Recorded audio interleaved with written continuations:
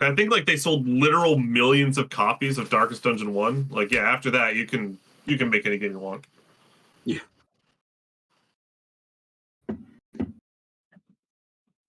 All right. I want to do some quick bookkeeping. Since we're all present at the start. Laura reminded us last time that Easter is around the corner. I personally don't have any conflicts, but I'm just throwing that out there in case someone else does, and if we need to reschedule that one. Nothing Or at just this skip it? time. Yeah, I might be doing stuff, but I don't have to do it on Easter Sunday, so that's not a conflict. All right, gotcha. Well, it's on the 9th, right? So, like, if anyone has a conflict, just bring it up in chat over the upcoming weeks, and then we'll talk about it. We're supposed to play on the 2nd and the 16th, right? The 2nd and the 16th? No, it's going to be the 9th and the 23rd. I don't think we talked about moving any other sessions. Yeah. I know because this session that we're playing today was moved, right? Yeah, this session is an off week. Yeah. So next week we're going to resume, but I recall, Ashley, I think you brought up something that like something might get in the way of a session in the future. I'm not sure if you got that sorted out.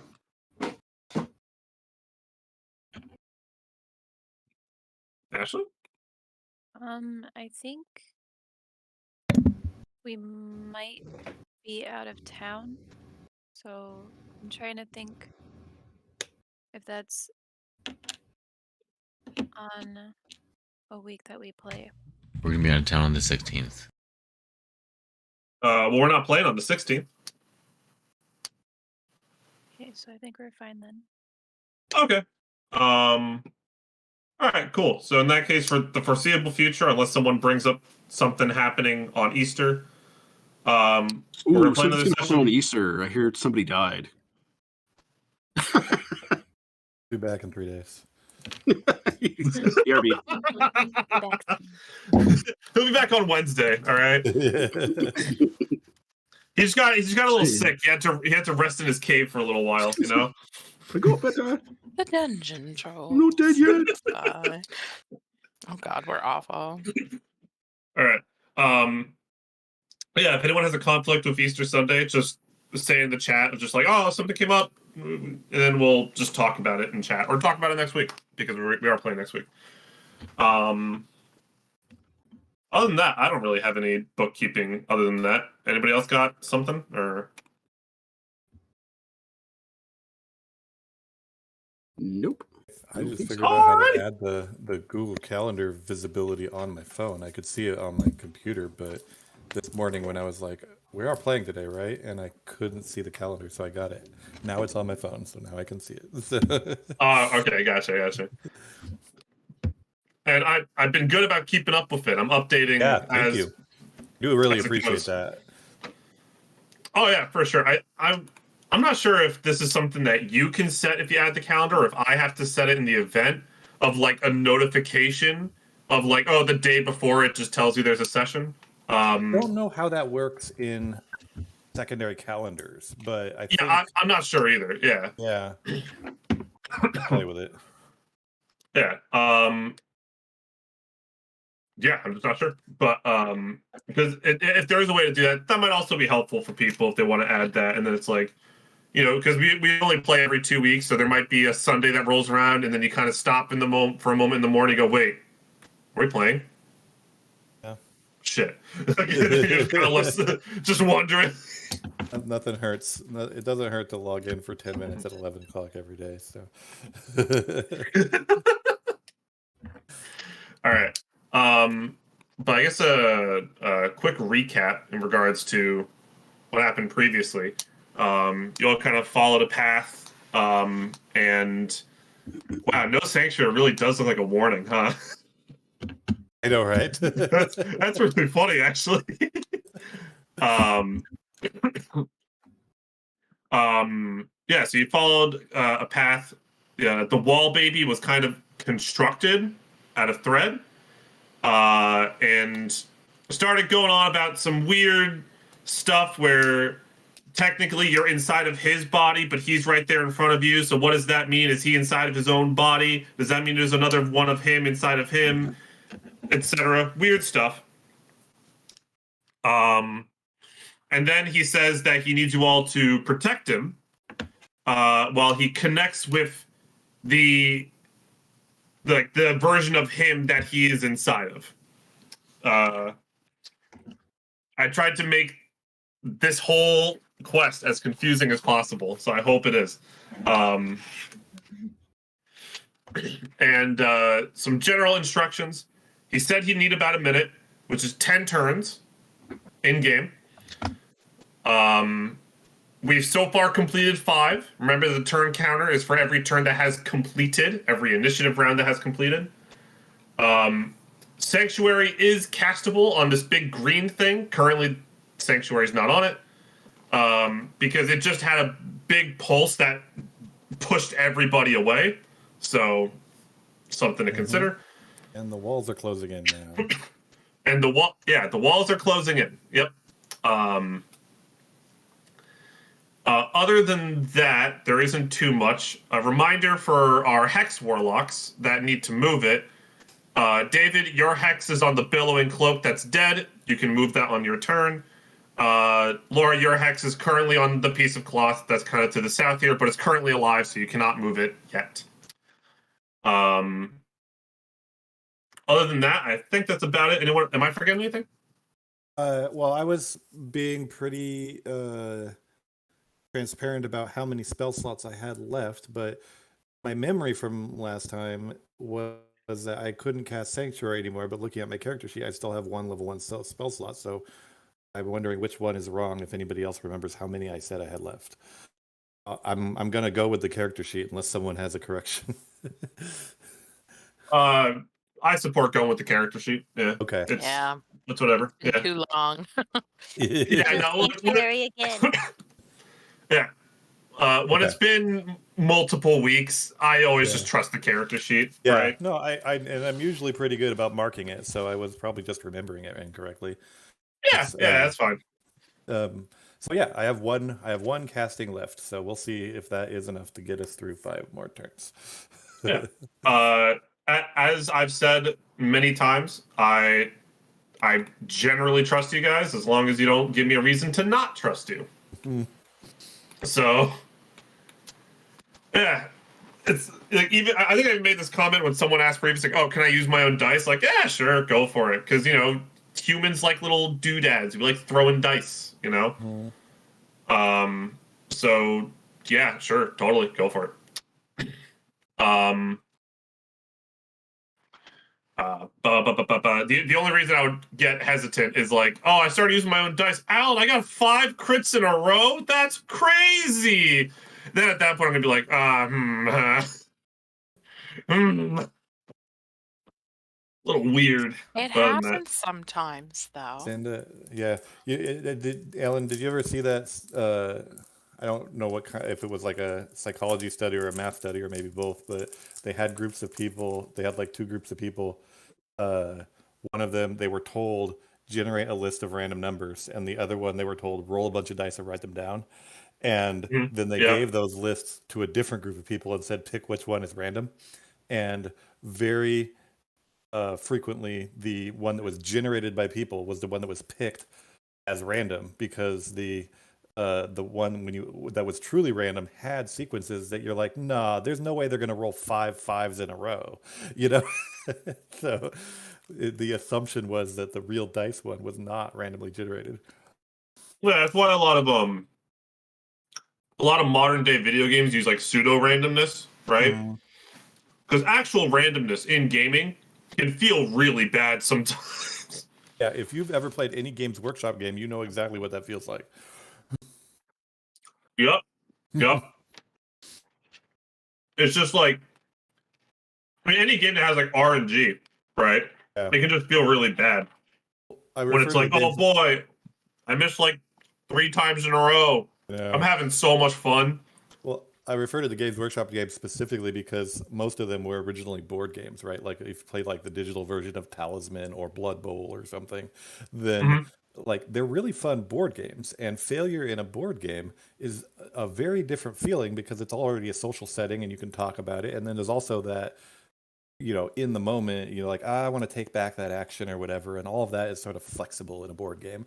Whereas in a computer game, Blood Bowl is basically impossible to play because it is so brutal with the random numbers. It's just a straight up dice roll of win or lose, Oh yeah, I know. I think I've mentioned this before to this group. At least I think I have. I'm currently in the process of like making my own tabletop system. Nice. And I did like something a little funky with the combat, where essentially like if you make an attack, it hits. Period. Right. The only thing you're rolling for is the damage, and that's it. Right. But I am stealing a combat system from Darkest Dungeon 2, which is excellent, by the way. It officially releases in May. Currently early access. Mark it on your calendar. And essentially, like, the system I'm using is that there's a lot of things that both the players and the enemies have that, like, apply these tokens, right?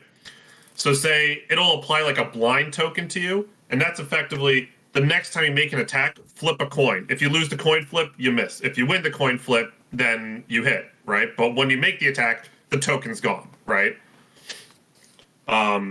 So, like, that's, like, my implementation, I guess, of like adding some instances of randomness, right? Yeah, I'm working on that. Which I might ask you all to play test it for me at some point in the upcoming months. More details on that later. Be down with that. Very cool. I look forward to that, Alan. Yeah. That's something I would bring up in like One Shot Central because it would be a one shot, and I would also heavily demand that all of you are really brutal in your feedback because I would want that. That's so essential when you're working on that kind of project. Oh yeah, like my current plan for working on it is like I want to do a bunch of one shots with a bunch of different groups, and then I make the actual progression system because I haven't actually made that yet. Right now I have only basic mechanics and basic classes. I don't have like the level up system done because I want to make sure the mechanics are good before I do that. And then once I do that, I'm going to make a campaign and cool. I'll see what happens there because currently I'm running 2 campaigns. I'm not sure if I want to save that for when one of these ends or what have you, I have some suggestions for progression if you're looking for collaboration, but I don't want to step on your... Hey, listen. I love collaboration, all right? There's a reason I've invited all of you to make one shots in Harrow, right? I love it, okay? Any ideas you have, I'll take them, okay? That's totally A-okay. But that's something we can talk about outside of the session because we're here to play D&D. Other than that, I'm going to go ahead and get rid of this text from the Sanctuary. We're all aware it doesn't have Sanctuary. And we were on Wendy's turn. Oh, yeah, because the initiative order just reset, so we're on Wendy's turn right now. Right, because I'm at the top. I'm at the top now because the people before me all died. So yeah, all the pieces of clothing and stuff like that. Yep. Mm-hmm. All right. Okay. In that case, go ahead. Well, I think I'm going to start this with a sanctuary. Okay. Let's get that going. That's my last cast of sanctuary. No more level 1 spell slots.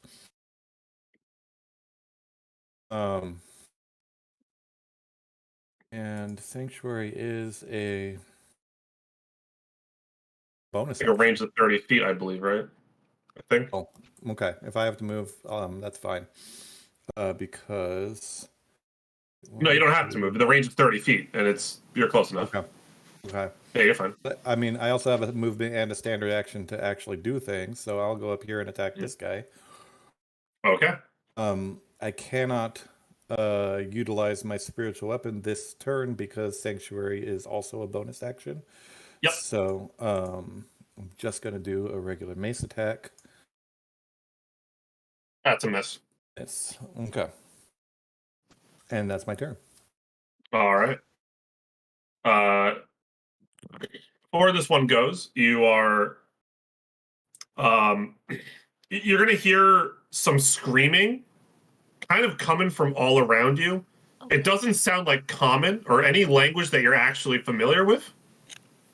It almost sounds like this weird, kind of like eldritch type of speak, right? It sounds like an elderly woman in terms of the type of voice that it is. But once she's done speaking, you notice that every monster that's visible effectively turns to one of you. So you can take this as, you can all reasonably assume, I think aggro is switching. Oh, they're not focusing on the pillar anymore. Yeah, whereas before, like after they all got before they got pushed back, they were like totally focused on the pillar. Right. But now, like as they're all kind of like getting their bearings, now they're looking at one of you. Okay. So they're not all looking at one of us, right? Is it? Yeah, no. Yeah. Yeah. Essentially, each individual enemy is looking at someone. In terms of who, that depends. Okay. But with that in mind, this piece of cloth here is going to actually go around. It's going to make an attack against Jasper. Oh God! Hold on a second. I left my dice at home. You're not at home? No, I'm in Connecticut. I'm at my girlfriend's apartment right now. Oh, okay. Yep. Jesus Christ. Okay.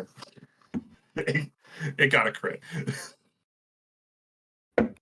Unfortunate. Truly tragic. It deals, Jesus Christ, 15 slashing damage.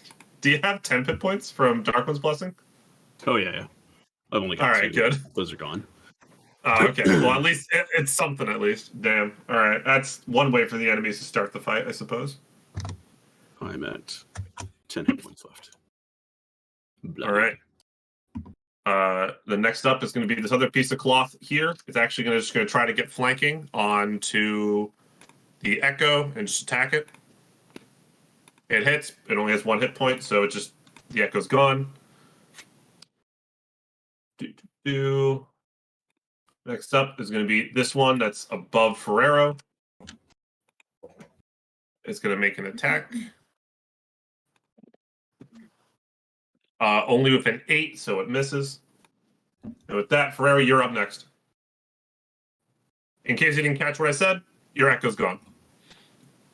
Okie dokie. Well, I'm gonna resummon my Echo on the other side of him, and I'm going to attack. Do it up. That does not hit, unfortunately. I think I can re-roll 1 attack, right? Oh, you can. Yeah. Elven accuracy. Go for it. Yep. That hits. Yep. You know, 11 damage. Man, I'm so glad I take good notes from previous combat encounters. Where's my document? Okay, this one is looking a little tattered, which it's been a few weeks. That's my little code word for bloodied. And that's my turn. Alrighty. Jasper, you're up. Chad, to me! See if you can make it.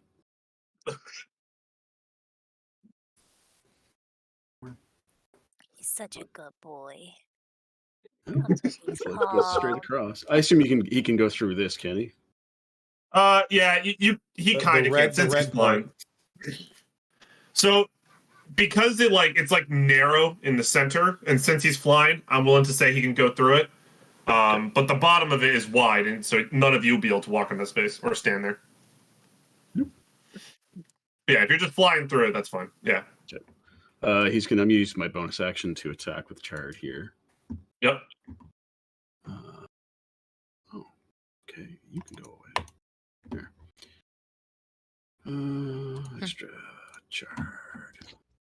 And second boy.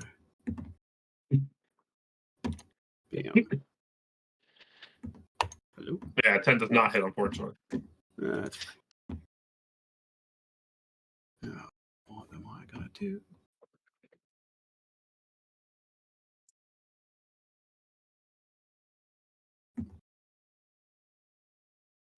Well, I think I'm going to.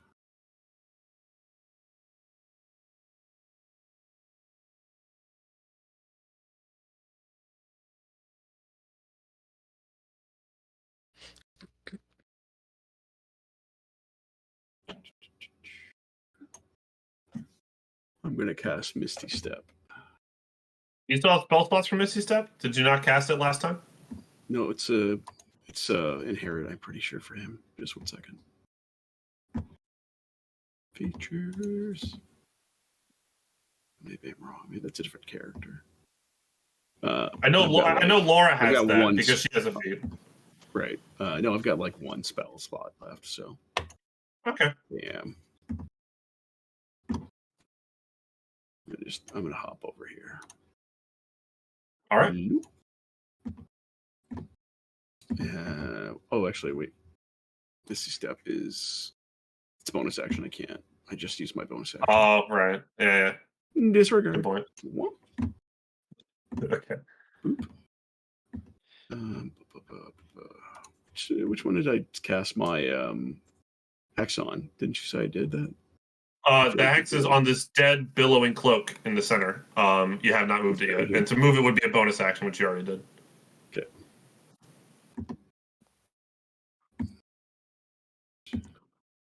Don't forget, if you're, you can also just use dodge, right? Because there's 2 enemies close by, so that's also something you can do. Disengage and just walk.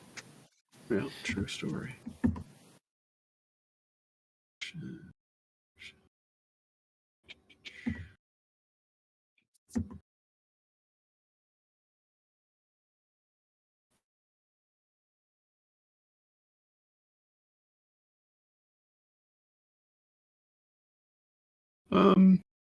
No, you know what? I'm going to command it. Flee. This guy right here. All right, let's see how it does in the Wisdom saving throw. The DC is a 13. It fails. It's not crazy. So on its turn, I think it has to flee. Basically, it just has to run away from you. Yep. Yeah. Which I would just I'm just rolling that as like on its turn, it just turns tail, runs 30 feet. Okay. Well, not runs. It doesn't have legs. It's just floating. But yeah. Right. I'll use my reaction at the time. Once that comes around, then I'll do an attack. I think that's my turn. Okie dokie. Next up, Indigo. All right. I think that I would like to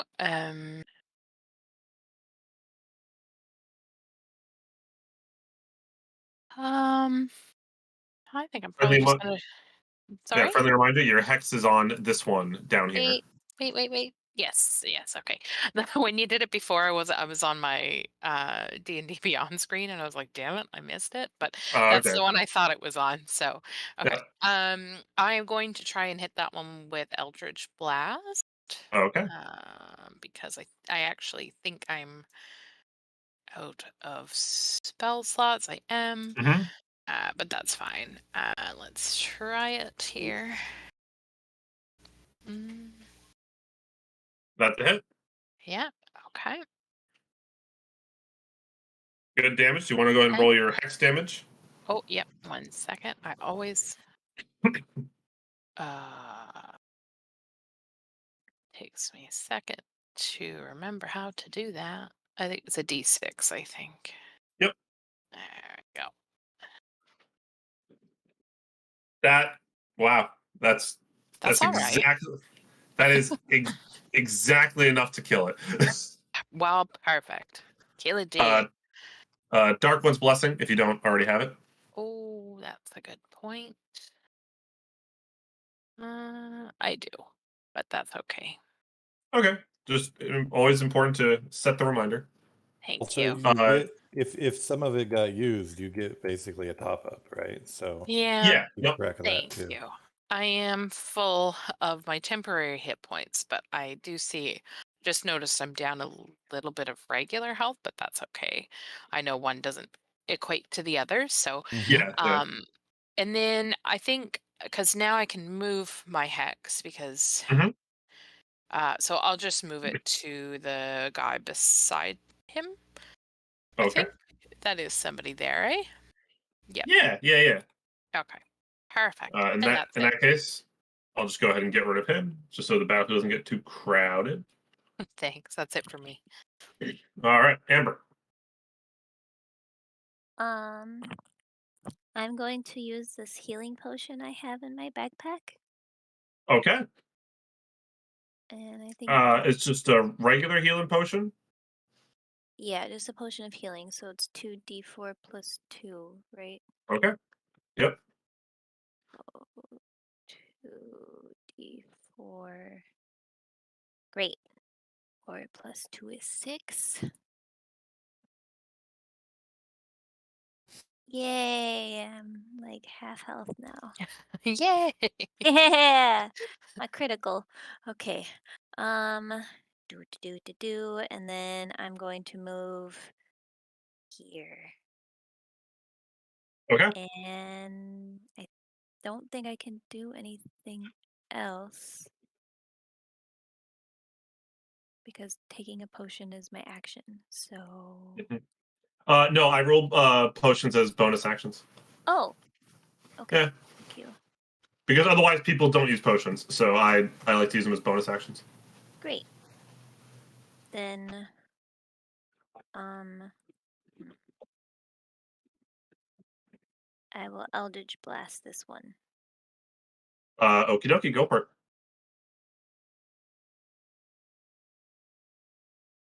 That is a miss, unfortunately.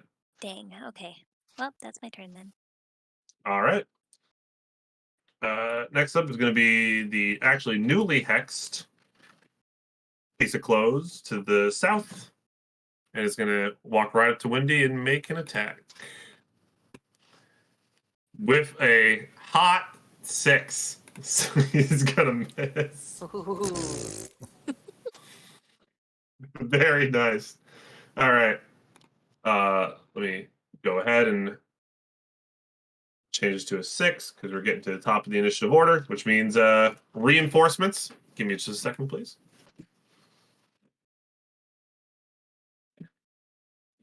All right, we're counting up, not down. Okay. Yes. Yep. At 5, I wasn't sure which one we were going. That's fair. Yeah. That's you're good. You're good.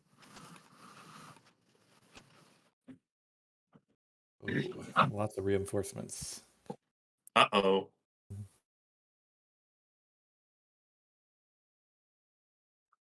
And the turn order has a scroll bar on it. You're in trouble. No. You can make the window bigger. So hey, listen, you can if you I had sized it so it was appropriately sized for the current content, and then everything goes, So. Uh-oh. Uh-oh. Everything's Wait, fine. what was it? If it helps, their initiatives are not that good. Yeah. Well, hold on. They're all like below 10. Uh-oh. Wait, actually, hold on. Okay. Sorry. Just straight up wrong. Whoopsie. Alan's a liar. All right. All right. At the top of the initiative order, the pillar was not attacked, so it's not going to do anything. But first up is going to be one piece of cloth. Is going to be dashing in through the bottom door. And that's as far as it can go. Next up is going to be one that's going to be coming in through the door on the west.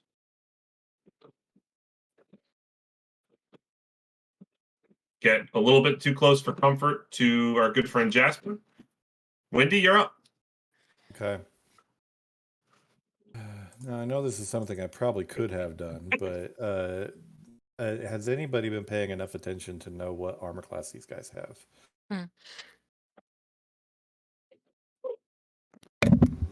I feel like it must 15. be 15, yeah. Okay. Because like I got that 14 and I feel like I just missed. Yeah, Right. I just Okay. rolled a 15 and hit. So what I just realized is that all my cantrips are save or suck cantrips. But if they have a we don't necessarily know what their saving throws are for wisdom or what. But if that's slightly lower than 15, then that would be better odds for me to attack with those because they also do much more damage than my mace does. I'm gonna try that for a couple turns and see if I can suss out how good their saving throws are. Actually, I'm in melee range right now. I'll do that next turn. So, mace on the guy I'm standing next to. Save or suck spells don't have an impact, like, don't matter in regards to range. That's true. Yeah. Say, like, if you did, like, say, Toll the Dead, for instance, that's not impacted by range. Well, I already rolled. I don't want to metagame that much of it. I am willing to let you do that because I'm assuming that if you were aware of that before making that decision, that you probably would have done Toll the Dead. Yeah, I didn't think of it. So yeah, Toll of the Dead is what I was going to go for because that definitely has better damage. Those damage not better damage, but oh my god. Okay, well he's not wounded, so if he fails, he's like 1 damage. Actually, it is wounded, first of all, and it did fail the save and throw, so it takes 3 damage. Ooh. Oh. It was damaged during the the pushback at the end of the last session. Okay. For some reason, or I guess we just the little heart is a bloody indicator, not a has damage indicator. Got it. Okay. Yeah, the heart is like the bloodied modifier, which means that they are below half health. Yep. Right, but Toll of the Dead just looks for any damage taken. Yeah. Okay. You know what? Maybe I should start doing if they're just damaged but not bloodied, I'm just gonna put some red dots on them. Hey, that looks nice. Yeah. And if they are bloodied, I'm just gonna stick with that. Yeah, the heart is nice for bloodied. Okay, so then I'm gonna move in my spiritual weapon and augment that. Ooh-hoo. That's a hit. Good work. Make up for my failures. Yeah. That's a good roll too. What's the it's a D8. Okay. Well, I'm gonna go ahead and get rid of the red because it is now tattered. Okay. Okay, that's my turn. All right. Next up is going to be this one that's next to Jasper, but it was commanded to flee, so you have an attack of opportunity if you wish to take it. Okay.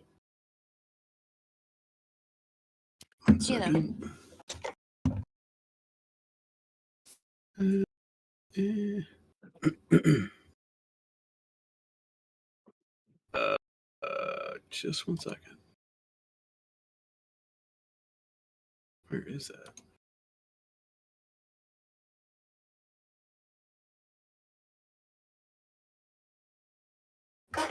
So I've got Warcaster. It says I can use a spell as a reaction to make an attack of opportunity. Oh, wow, really? Yeah. Since I hold it up here. That's stellar. I don't have any spell slots left, but I can use Eldritch Blast, right? I assume? Because it says a spell casting of 1, but I mean, you know what I mean? Like a casting time of an action, so I'm pretty sure that would be the same thing, right? Yeah, that's fine. It has to only target that creature, so it can't be an AoE. Eldritch Blast works. Sure. Yep, go for it. Eldritch Blast. 18. That's it. I want that feat. It's a good feat. Yeah. Warcaster is a very good feat. Can any spellcaster take that feat? Yeah, I'm pretty sure. Yeah. Oh, heck yeah. Yep. Okay. Next time we have concentration. Next time we have access to feats, I'm totally taking that, and then my AO is always going to be poison spray. Well, hold on, correct me if I'm wrong. Isn't poison spray technically an AoE? No. Oh, it's not? Okay, you're good. Yeah, sure. Why not? It's a single target. It would be really nice if it was a 3-square AoE, but it's not. It's a single target cantrip. Oh, right. Okay, cool. That's actually hilarious. All right. Well, it's tattered now with the 8 damage. But yeah, just Warcaster, especially if you have concentration spells. What a good feat! There's so much value in it. I would say it's good just with the advantage on Constitution saving throws alone. I That's didn't even think about that. Yeah. yeah, that alone is incredible because like there's an unfortunate strategy thing that enemies might have that's like if they're next to a spellcaster, why would they leave? They're just gonna whack the spellcaster, right? So Yeah. the second part doesn't come into effect that much. But the other thing that's really good for is that it allows you to hold a shield because you can perform somatic components of spells even when you have weapons or a shield. So you can use that to give yourself like a bonus to your AC. Also, that's another big bonus. Warcaster's just really good. Yeah. Like enough said. Warcaster is just the best spellcaster feat in my opinion. I can't think of any others that are better, but yeah. All right, yeah, that was your attack of opportunity. It kept running away though, so there it goes. On this one's turn, it's going to walk up and attack Chard. How much health has he taken so far? 6 damage I have marked on him. Did he? I don't know. I think so. I Yeah, I showed here's like just just 10, so I don't know if I can edit that feature in here. Just 1 second. Oh yeah, I guess I can. So you said he had 6 health left? No, that he's taken 6 damage so far. Like he initially so took a little bit more, left, but then you used the resistance thing that he has to make him resistant. So right, yeah. So it used to be more, but now it's just 6. But let's see if he can attack the little guy. Remind me of Chard's AC, please. 13. 13. With a 12, it misses. So nice. by the skin of his teeth. All right, Ferrero, you're up. I will attack the creature. All right, you have advantage. You want to do Elven Accuracy to fish for a crit? That's fine. It's All right, gonna die anyway. Yeah, it's dead. Yes. That's a good point. Not really needed, but you know, cool points are always worth it, in my opinion. But so that one's dead. I'll go ahead and remove it.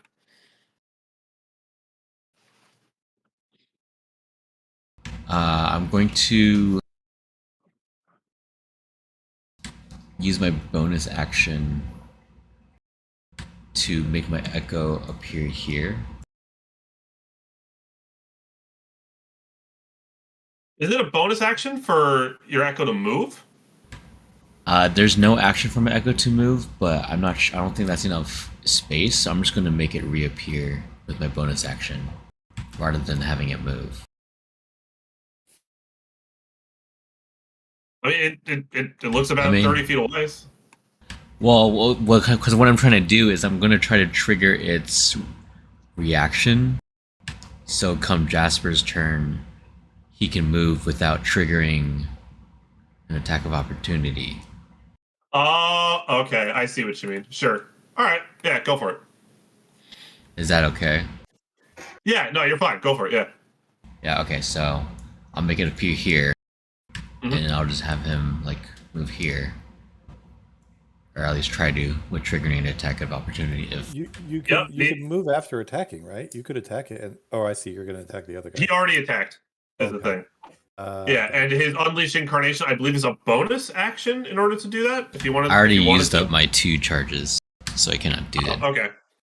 All right, gotcha. Yeah. So yeah, he already attacked. Okay. But these creatures are kind of dumb, so it will make an attack of opportunity against the Echo. And it will hit, so that would destroy the Echo. That's some killer strategy, though. Damn, that's a good strategy against dumb enemies. Yeah. Well done. That was a whole tactic in a party on a game that I was running a long time ago. One of the players was a warlock who had sold his name to get power, and so his name and his character sheet was just blank, and we all called him Nameless. But his strategy. What is this, torment? Yeah. Basically. But basically his strategy was to he basically had the fighter go in and provoke AO on a bunch of things so that everybody else was clear to move around freely in tactical combat. And so we all called that the nameless maneuver. He was just like, I have invented a maneuver. So, It's pretty smart, actually. yeah. No, that's actually pretty good. Yeah, it's like if you have the AC and the extra health to tank it, that's like actually a pretty good strategy to do that. Absolutely, yeah. And also assuming the enemies are stupid. More tactical enemies are not going to fall for that, but these enemies are quite stupid. So there it is. And that's my turn. All right, cool. You also killed an enemy right before its turn, so that's what we call action economy. Good work. All right, next up is going to be a wall tube that's going to come out from the eastern wall. And I need Amber to make a strength saving throw. Oh, great. My strength is so high. Oh, no. I got this, guys. You got have this, got girl. it. All right, you are restrained and grappled by the wall tube until either you or someone else destroys the wall tube. That being said, Indigo. Wow. Okay. I think I'm going to try and hit that wall tube then. All right. Do some Eldritch Blast. Mm-hmm. Oh, not with that. Yeah, that doesn't hit, unfortunately. Nope. And I think that is pretty much it for me. Just 1 second. I don't think I have. No. Nope. I'm good. That's it. All right. Jasper, you're up. Remember, this one has no reaction. Good point. I'm going to move away. All right.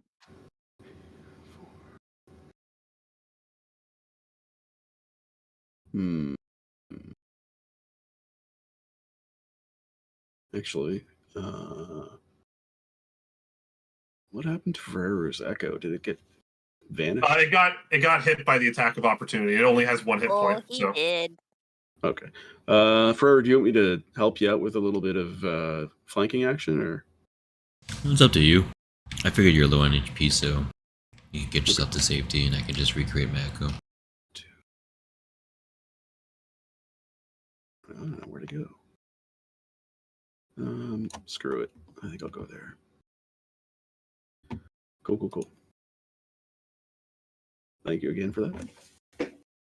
I'm gonna get Chard to attack this. Actually, I'll move Chard over. He can be your flanking dude.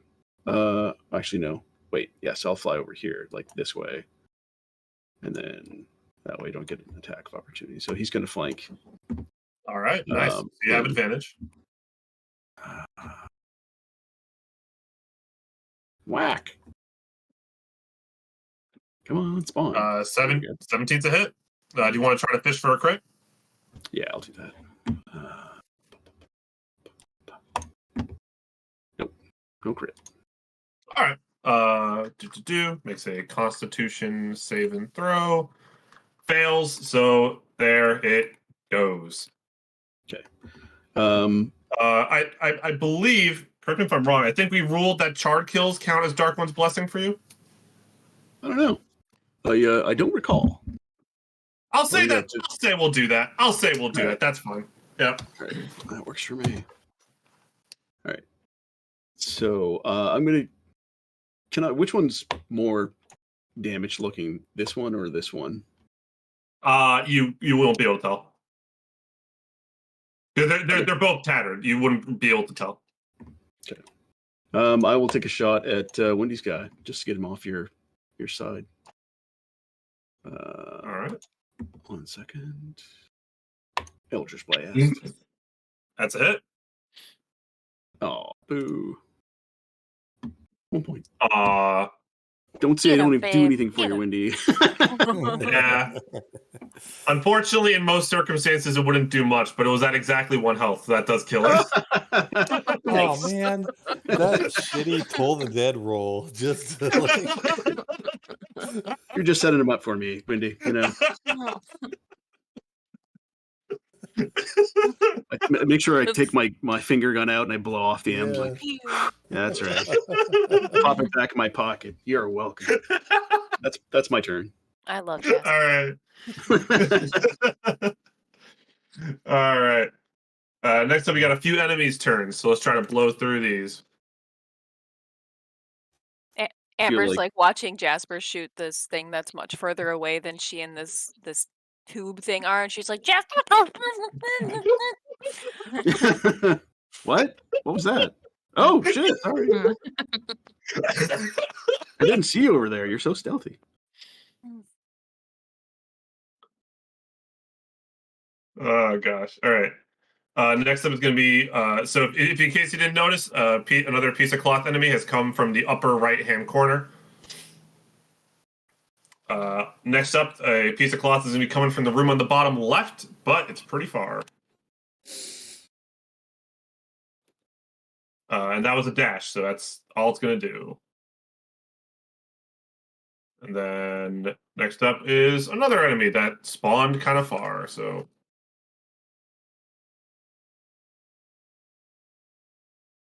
Coming from the upper right-hand room. And this enemy's dead, so I'm going to move from the initiative order, but until the hex is moved, I'll keep it there. Amber, you're up. Yeah. I'm restrained, right? So I have to. What do I have to do to break free?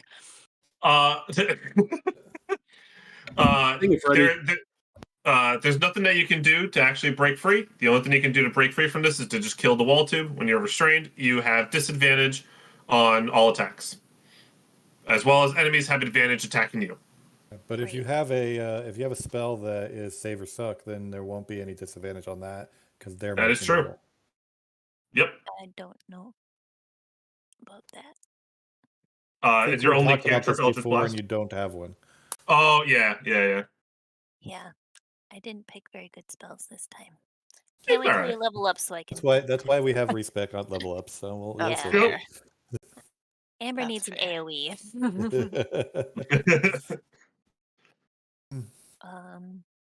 Next level's a big one for y'all too. It's looking at level 5. That's a big level. Yeah. Milestone. I guess because then we're still separated, right? We're not next to each other. Yeah, because a bunch of you have done like your Misty steps and stuff like that, so you're not really tied much together. No. Yeah. No. I mean me and this thing. Oh yeah, no, you're like tethered. Yeah, it's like that strength saving throw is like it trying to wrap around you, and like it's gonna start pulling you towards the wall. Well, it doesn't matter. I have disadvantage anyway. Well, that sucked. I need you to roll again. You hit it. Yeah, I hit it. You hit it. Woo! I'm assuming you're aiming for the wall tube, right? Yeah. All right. Well, that did it. You're free from the wall tube. I'm free. Excellent. Dark One's Blessing, if you don't already have it. Oh, I do actually. 7. Okay. Yes, I do. Excellent. Always important to have that as a reminder, though. Thank you. Well, that sucked. Hi. Those things suck. So I'm gonna stand next to you. yes. And that's my turn. All right. Let me delete that thing. At the top of the initiative order, let me go ahead and increase this turn counter. 7 turns have passed since the start of this encounter. We got this. No reinforcements this turn. All right. First up is going to be a piece of cloth that's to the south. Is going to run up to Windy. Oh, actually double tapped. And it's going to make an attack roll with a 9, missing. Mm-hmm. All right. Next up is going to be this piece of cloth to the west. The closest enemy is tragically Chard, so it is going to make an attack roll against Chard. With a 7. Oof. Ah. Big hitter. Dang. All right, Wendy, you're up. Okay. Let's do Toll of the Dead again on this guy that's just tried to attack me. And a little bit better. Bite him in the face. Poison The one that just attacked you. It does fail, so it takes 4. Nice. Oh yeah, because it's not hurt. I should have attacked it with my spiritual weapon first. Not that one. Like I was gonna say, not that one hit point was gonna make a difference, but you know, it kind of did. Too soon. I feel attacked personally. That's not gonna 13 hit. probably misses. Okay, go ahead. Yeah, it misses. I'm done. All right. Next up, it's going to be this piece of cloth that's right next to the pillar. Burr's closest. Yeah, okay. Oh, hi. Oh, hi. Dang, it got a 5. Misses. Yes. You get free from the wall tube. You go into Indigo, like, I'm going to stand next to you for now. Turn around. And they just duck right as one of its sleeves swings over. Oh, okay. Maybe Behind here wasn't so you. safe. Hi, thank you. Okay. We're going to be fine. This is fine. Amber's like, those walls are dangerous. Keep an eye on the walls. Oh, there's stuff behind me. I feel like I'm stuck in that closet all over again. Oh no. Oh, no. All right, Ferreira, you're up. Let me out. Okay. Damn. Oh my God. 6s. Number of the beast, man. Fair. Ow, wow. How? That's actually really tragic. I spawned my echo right here. You sound so sad about it. I know. Oh. I'm sorry. And that's my turn. All right. Spawning should be a happy occasion. Indigo, you're up. Oh. Reminder, your hex target is now dead. You can move Yeah. it. Are you trying to be Yes, sexual over please. there? I I would heard like that to comment. Move it to I see you. this one, please. I'm sorry, can you ping it again? I was Yep. slapping my knee. This guy. All right. Right. Perfect. And I'm gonna try and Eldritch Blast. Wasabi. That's a miss, unfortunately. And that is it for me. Thank you. All righty. Jasper, you're up. Just so you remember, there's a couple of goons getting a little close to comfort. Run, Okay. Forrest, run. No Get kidding. out of there. I think I shall. 1, 2, 3, 4, 5. Shit. I'm pretty sure. I'm assuming we would have known that we've seen so far that they only go up to 30 feet per turn, Alan. Yeah, no, you can reasonably assume their feet's 30 feet. Yeah. Okay.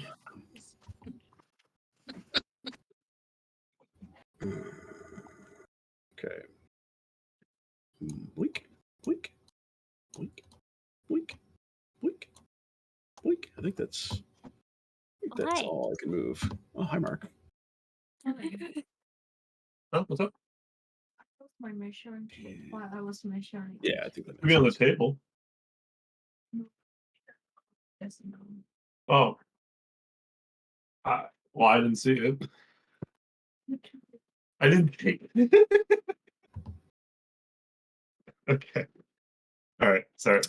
That's okay. Sorry. What are you doing? I just moved. That's all I've done so far. Okay. I'm going to get Chard to turn invisible. Oh, okay. Sure.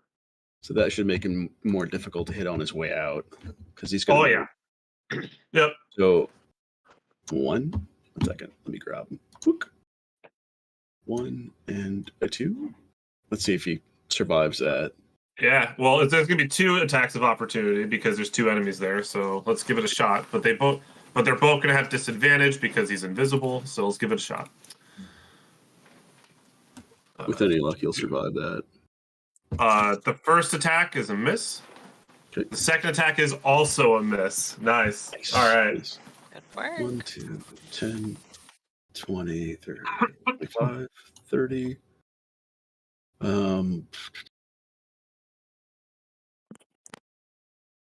it's going to help Windy out. And he's going to.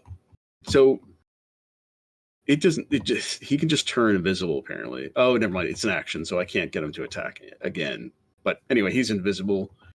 Mhm. Here, 1 second. Let me. Does an We'll mark him invisible as that. creature still provide an flanking bonus? Yeah, I would say so. Okay.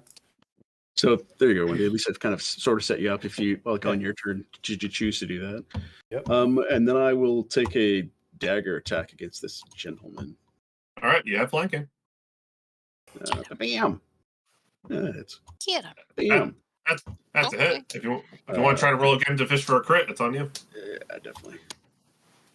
Oh, so close. Well, The other side of that's a 20. It's like, oh shit. All right. Well, 4 piercing damage is enough. It's dead. Nice. Well done. Stay away from my friend.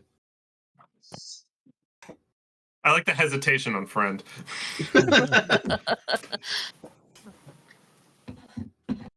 We're all friends?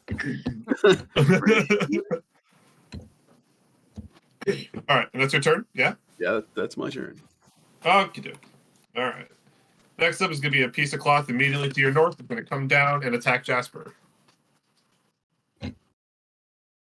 And that will hit for 6 slashing damage. I believe your temp HP absorbs that? Yeah. All right, cool. He's got 1 temporary hit point left. Nice. Okay. And next up is going to be one of the enemies to the west. It is very dumb, so it's going to attack the Echo.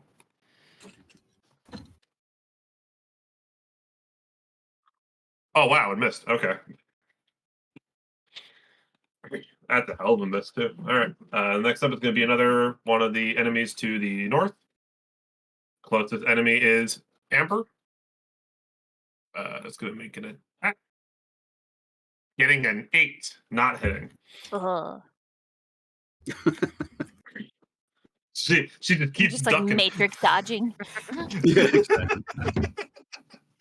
All right, but with that, it is your turn. Oh boy. Amber. Oh boy. I'm gonna. What am I gonna do? Hold on one moment. I'm gonna quarterstaff this guy in front of me. Okay.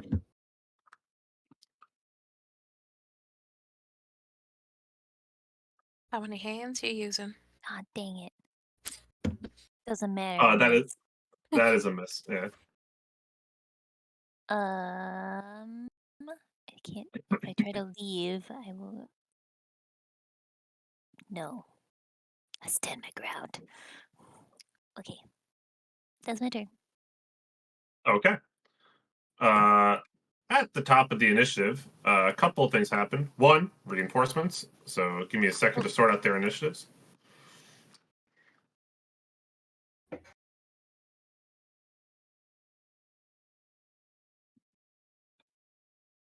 Oh, sorry. Were you done with your turn? I should have asked. What? You were done with your turn, right? Yeah. I don't think I asked. Sorry? Yes. Yes. Okay. Sorry, my mouth is full of chips. That is an acceptable answer. All A right. good indicator she is done with her turn. I was like, what? For all of us. Sorry. No, you're fine. Don't worry about it. All right. I 8 had, like, just turns. put all the chips in my passed. mouth, and I was like, did he ask me a question? Always. All right. These guys' initiatives are 4, 15, 17, and 11. Wait a second. I forgot that last enemy. Roll one more.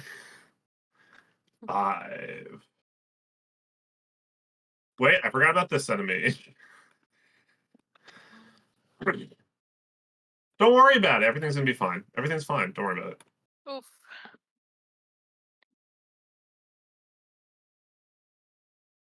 All right. I did not mean to move the 8. Oh.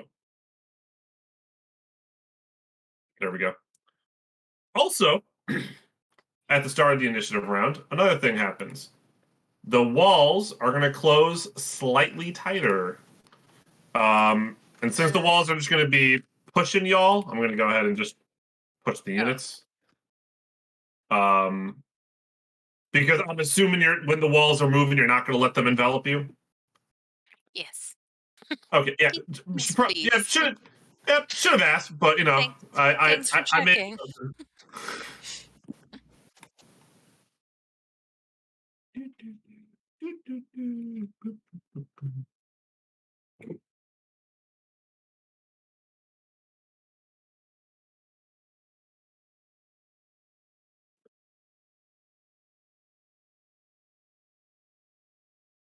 The arena gets a little smaller.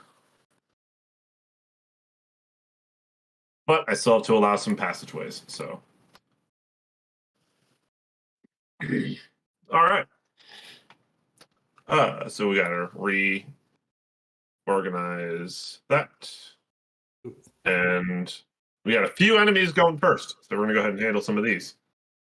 First up is going to be the enemy to the south is going to attack Windy with a 19 to hit. So that is a hit. Do hit. They do land attacks. Crazy. Yeah, wild. You take 8 slashing damage. 8. Mm-hmm. Okay. All right, and then next up is. I think. Oh, what's the DC on a concentration save? It is either 10 or half the damage that you take, whatever is higher. So that does cancel your concentration. Okay. Well, that was for Sanctuary, which wasn't helping us much at all anyway. So I just wanted to document that it has ended. All right, you got it. Appreciate it. And it is going to be the enemy here to the west is going to attack Ferrero. And miss with a 9. All right, and then next up is going to be another enemy coming from the west. That's as far as it can go with a dash. And then next up is going to be an enemy that's going to be coming from the top right, if it actually has enough movement speed to be seen.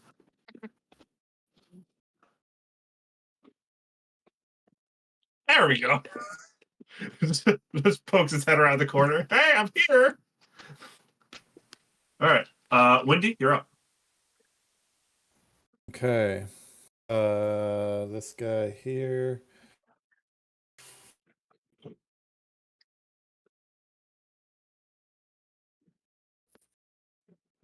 We'll attack. I'll keep doing Toll of the Dead. That seems to be, other than the low damage rolls, it seems to be pretty successful. Oh my god. My god. Oh, jeez. My god. Word. What were you saying? I said, other than the low damage rolls, it seems to have been working. So I don't. I stand by my statement. Listen, did you forget to give your one... toll to your god or something? Oh god. Everyone is just like, I have enough dead today. Stop it. So much bother. There's a line now. Can you stop? There's a line. The wait list is an hour. Yeah. All right. Well, I need to know if it takes 1 damage. Did it pass? It failed the saving throw, so it takes the 1 damage. Good work. Damage. Okay. Good work. Let's see if Spiritual Weapon can redeem me at all. That is not a hit because he doesn't use flanking, so everything is a failure. I'm done. Oh, you did 1 damage. Chipping away. Yeah, I hit that shirt with a hole punch is what I did. I was like, there's a hole punch. You hold up the one little circle. You're like, I did it. We're like, good job, Wendy. Yeah, good job. Okay. You got a little thread hanging off your collar here. Let me pull that for you. Little like snips. Snip. Oh man, that was funny. By the way, fun fact: I was sick with COVID for like all of last week. Oh, Oh. All right, FYI, I'm fine. I'm cool. I'm good. I still have like some residual coughing that whenever people make me laugh a lot, I just I start hacking up along. uh-huh. So you're saying It's stuff up that's their fine. hijinks, huh? not gonna Mute my happen. microphone. Got it. Yeah. Oh man. All right.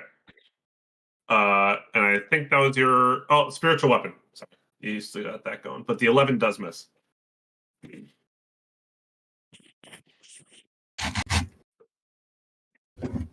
And is that your whole turn from that? Yes, I'm done. Alrighty. 1 damage turn. Good job. Yeah, that's what we were joking about. I know. I believe in you, Wendy. Better than I've done. My last Yeah. 2 terms has been 0, so It comes and goes. This is that's it. This is, The dice giveth, All right. the dice taketh away. yeah. That's true. It's a party. I'm a true patron to the god of fate. True. On this enemy's turn, it just dashed in from the bottom left entrance, so that's all it's going to do. Bro, you're up. I'm gonna move my Echo here, then attack. All right, go for it. You have advantage. Want to try to use Elven accuracy for a crit? All right. Well, the 22 still hits. It seems to be very common with me where I reroll the same number with Elven accuracy. You do a lot, yeah. I mean, if we Almost want to like be your echo is rolling for you. if we want to be Oh. technical, you did not reroll the same number because you rolled an 8 with That's your true. modifier. You're right. If you want to get very technical, You're right. We do not want to be very technical. fair enough. Isn't it All not right. Magic the Gathering? We don't have to take it so literally. Oh. Actually. Oh no. Oh, No, don't. Dave, no. No. I appreciated it before, but not right now. That's my Fun- favorite My- joke from Futurama is when they're like, "You are technically correct," which is the best kind of correct. Fun fact: I actually used to be a judge for Magic the Gathering at events. So I was the actually guy that would walk around and just correct people. Oh. Hey, to be clear, that was like my pseudo job, all right? Except, Paid the very bills. good for you. yeah, except they didn't pay you in money because the industry's a little fucked. They paid you in packs of cards, which I was Buddy. also addicted to the game, so I accepted. Yeah. Don't get high on your own supply. Yeah, no, I Exactly. don't know if you saw Kevin's comment, but yeah, we got back into playing Magic, and I'm quite I'm learning the actual quite literal meanings of these cards, and I'm like, oh, but wouldn't it mean this? And he's like, no, read the card, and I'm like, okay, so I can't do that. And then I get really pissed off over it. But it's Oh, good. yeah, It's no, very fun though. I am really enjoying myself. You gonna try to I've get been the One asking to Ring? play a lot. Huh, no. Jesus, what is it? If I It's like ever, one of those, isn't it? How they said that word? Well, they're printing a card as part of the set, but there's one version of that card that will be printed in the language of Mordor, like a single printing with a set of one. So it's going to be like artificially super rare. There will only be one in existence. Oh yeah, yeah, And yep. already collectors have basically put out bounties for that card. Like they're pre-offering to buy it for like tens of thousands of dollars. Oh my You know God, what's no, not that crazy.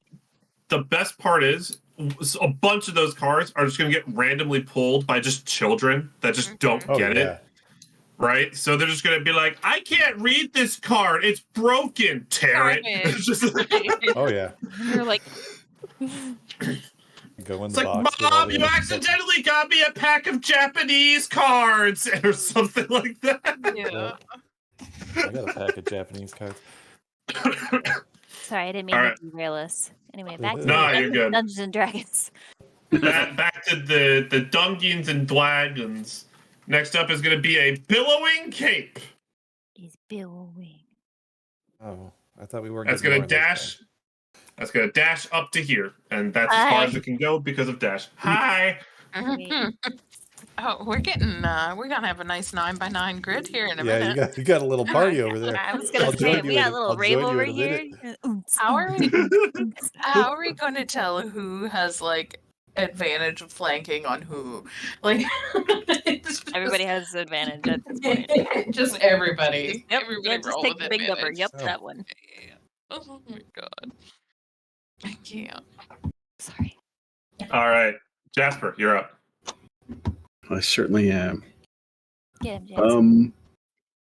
Hmm. Whichever one you want. Whichever one. I'm Oh my god. trying to take a swat at this guy here.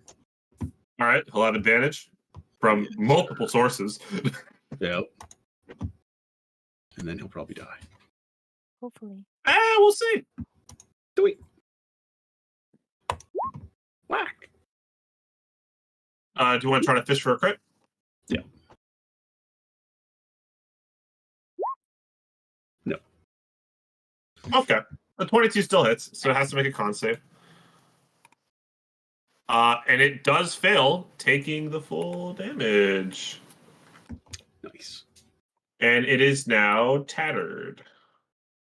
Nice. Okay. I will. You see.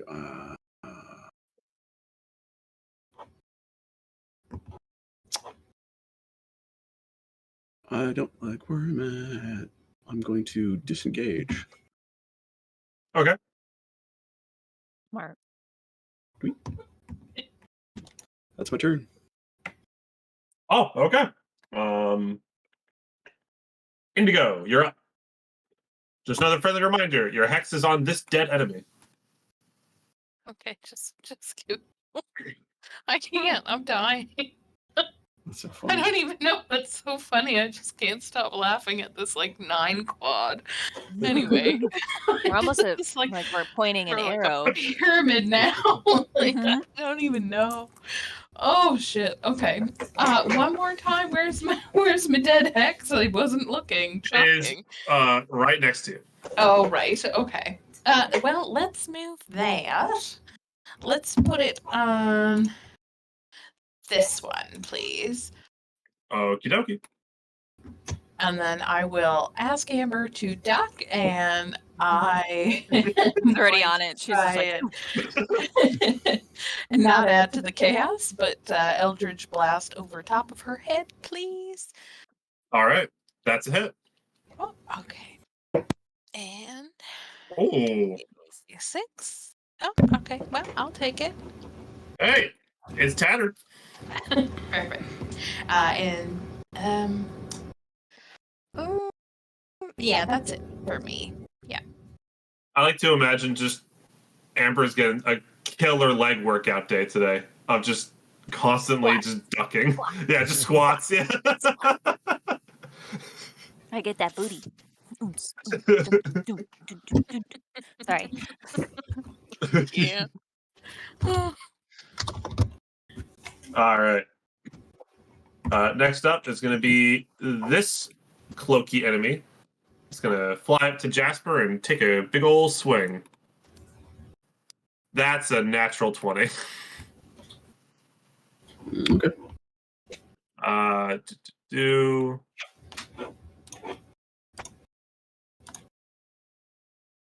You take 11 slashing damage. Do you still have 10 hit points?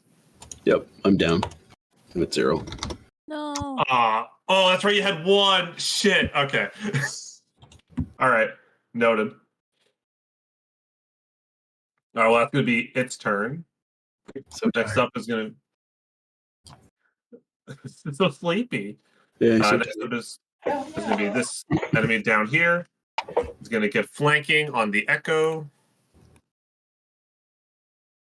With a miss still. Damn. Okay. Next up is going to be this enemy that is above Amber.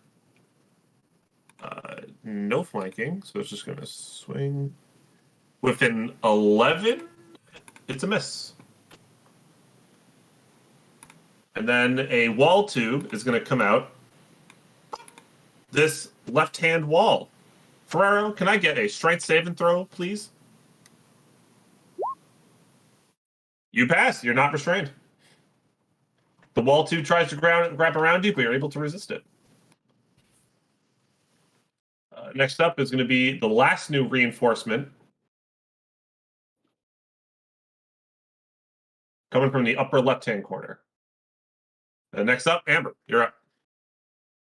I'm paying attention, I swear. Okay. I believe you didn't have to tell me. I didn't ask if you were paying attention. No. Oh my God, he's surrounded. You got this, right, buddy? I'll take this one. Oh wait, no. Yes, this one with my quarterstaff. Okay. That's it? Oh, yeah. Finally. Oh, only 2 damage. Okay, that's fine. Aren't you using it one-handed? No, 2-handed, but that's okay. Well, because you use your other hand for your spells, right? I think. Right?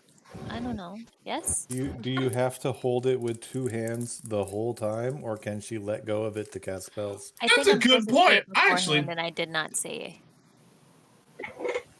I forgot to say beforehand, and I'm supposed to say beforehand if it's 2-handed or one-handed, and I didn't say. But I imagined her just being like, she probably would have just yeah, 2-handed. Yeah, she probably would have just 2-handed it. All right, then that's just 2 damage. Uh-huh. Okie dokie. Good work. Thanks. Hey, as we've covered before, I hate laundry. 1 or 2 damage can make a whole world of difference. 9 turns have passed since the beginning of combat. We're almost there. Yeah. No new reinforcements this wave.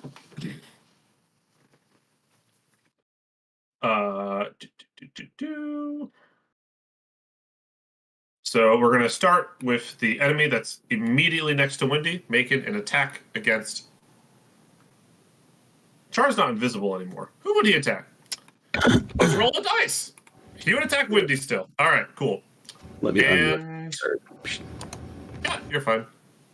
And even with a 16, he misses. Next up is going to be the enemy that is underneath Ferrero. Is he going to attack the Echo or Ferrero? How dumb is he? All right, he'll attack Ferrero. And holy shit, another nat 20. Holy fuck. Okay. Really? You take 4 slashing damage, Ferrero. The enemy rolled snake eyes on the damage dice. Nice. Damn. All right. That's funny. Dude, that's going to be its turn. On this one's turn, down here, it's going to attack the Echo.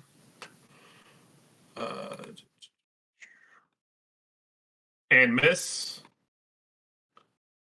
This one from this corner is going to... It can't make it to any enemies. Okay. It's just going to do nothing. Windy. Okay. What type of action is disengage? Full action, main action. The full action. Okay. Mm-hmm. 1, 2. Oh gosh. All 3 of these guys are standing and in our way, right? I can't move through those squares, huh? If you move through them, it costs double movement, is the way it works. And provoke AO? It provokes AO when you move out of melee range of them. Okay.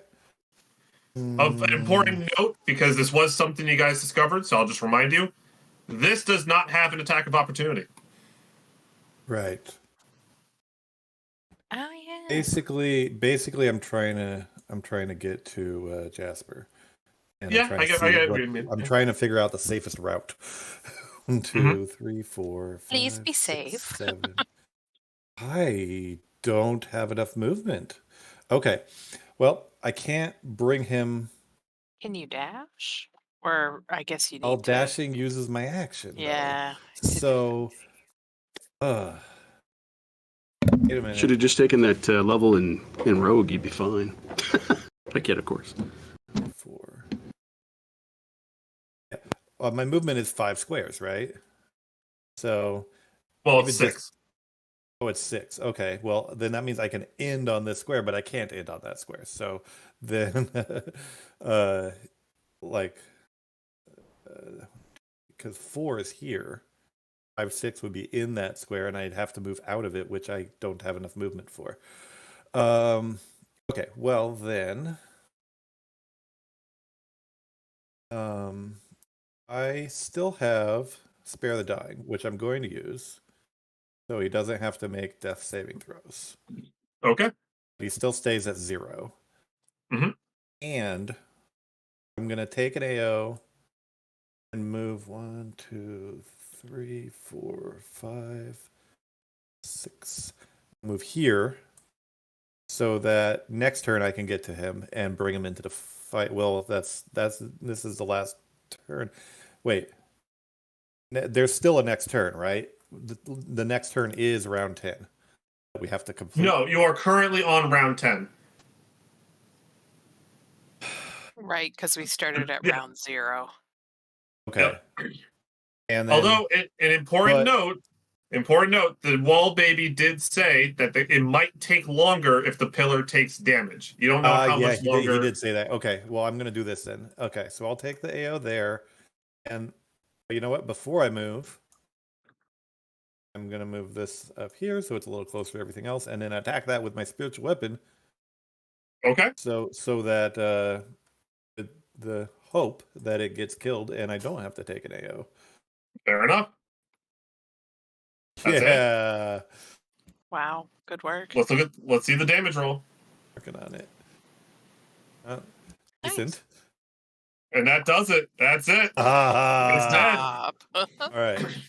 And Spare the Dying, it can be cast as either an action or a bonus action. So I will use my action for Spare the Dying, and I don't have another one to attack from this position, but now I'm in position to, I can bring him back up. Can use a level, next turn I will use a level 2 spell slot to cure wounds on Jasper, and my special class ability that if I use a heal spell on anybody at 0 hit points, I don't roll dice. It just automatically heals the maximum amount. Nice. So casting it at level 2 should might bring you up to max. We'll see what happens. That's great. Level 4. Level 4. Yeah. Okay. Well, that's my turn then. All right. That was actually a really good turn. Good job. Thanks, next up is going to be this one. Is going to attempt to attack Chart. Remind me, actually, real quick. Jasper, remind me. Does anything happen to Chart if you go unconscious? No, right? I don't think so. Just once Probably can't give him Emeralds orders. is like familiar, right? I mean, yeah, I couldn't get him to bonus attack, I guess is the thing. He can still do his he can still function as normally, but let me see find familiar.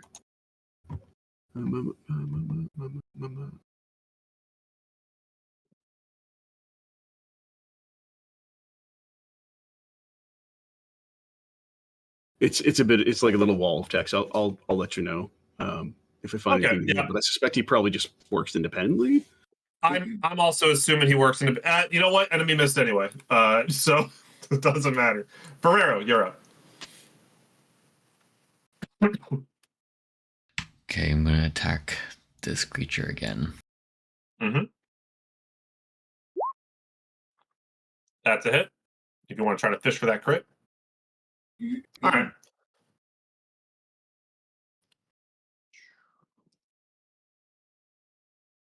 Eight damage. It is tattered now. Woohoo. Okay, and this is my turn. All right. Next up is going to be the Billowing Cape. It's going to go down 1 square. And Amber and Indigo, I need a dexterity saving throw from both of you, please. Dex saving throw. Hiya! Backflip cartwheel. Oh God. And I kicked Um, Indigo in the face. Oh. You just pushed her into it so that it saved yourself. I'm like, I gotta get out of here. And I Take shove her out of turn. the way. all right, Amber, you don't. Sorry, Amber, you don't take any damage. Indigo, you take 5 slashing damage, which probably goes into your temp HP, I assume. Yes, that's perfect. All right, Jasper, you're still asleep. By the way, if you guys didn't see in chat, I rolled a D4 for when he was stabilized. If no one heals him, someone's probably going to heal him. He's asleep for 3 hours. You don't know. You shouldn't need to roll. The spare the dying stabilizes him automatically. Yes, Okay. but when a creature is stabilized, they stay unconscious for like a number of hours Oh, equal to a got it. D4 plus 1. Yeah. Yeah. I'm just saying, if no one heals him, he's Yeah. just gonna stay asleep for 3 hours. Got it. That's all I'm saying. But That's you're probably gonna heal him. Yeah. So, Unless something All terrible right. happens. yeah. Indigo. Ooh. Well, I think I'm still gonna try to hit the same guy with my hex on him. Okay. With the Eldritch Blast. You are currently in melee range of an enemy, so you would have disadvantage, but it does not have an attack of opportunity, so you can just step 1 back. Let me just take 1 step back. Okay. And cast that Eldritch Blast. At 15 hits. Okay. Do this. And this. Ugh, another one, but that's all right. Listen, I as know. we've covered multiple times in this session, What makes a 1 difference? makes a big difference, especially when it has precisely 8 health left. I'll So there it is. So go ahead and top off your Dark One's Blessing. Excellent. I need those points. And that is it for me. I'm gonna keep my distance here. I just got a kick in the face, so. Oh, I actually just realized something. This also would have had to make a dexterity saving throw when the billowing cloak did its thing. Give me a second. Oh yeah. And the other guy, the one next to Suck me. it up, Alan. Yeah, I don't know about this one. But I mean, this one's dead either way. I'm not going to even bother rolling for it because even if it failed, it would have taken 5 damage, which it had 8 health left. So the same events would have played out. Okay. I was like, if there was a chance of it getting killed, so Indigo could pick a different target, then we needed to know. Yeah, no. It wouldn't have. It wouldn't have made a difference. Okay. It does fail, so it just takes 5. Same as what Indigo took. But it is injured, so that's important for anyone to know. That's embarrassing. All right. And that's your whole turn, Indigo, correct? Yes, sorry. I'm all done. Alrighty. Next up is going to be this enemy that just killed Jasper, and with its blood-soaked sleeve, it's going to run up and try to swing it at Wendy. With a 5! Woo! Way to go! All right. That's going to be its turn, and then on this one's turn down here, it's going to try to make an attack against the Echo with advantage because of flanking. Missing again. Oh my god. And next it's going to be a wall tube. Ferrero, I would like a strength saving throw, please. Good sir. You pass again. It fails to restrain you. The wall tube just keeps trying to lash at you, wrap around you, but it just can't do it. Every time it tries, it just keeps failing. But the piece of cloth that's above it is going to come down and try to make an attack with flanking on you. Missing again. Ferrero's literally holding off the entire left side of the room by himself. You got this, Ferrero. Believe in you. All right. The rest of us Amber. are not dead or almost dead. Or Jasper. I guess. So I'll attack this one. My quarterstaff. I'm not sure if you heard what I told Indigo, but you can't step away because this thing does not have an attack of opportunity, and use a Eldritch Blast. Oh, Also, don't forget if you are going to use your quarterstaff, how many hands you're using. thank you for reminding me. Oh, well, I already swung. Nah, it's fine.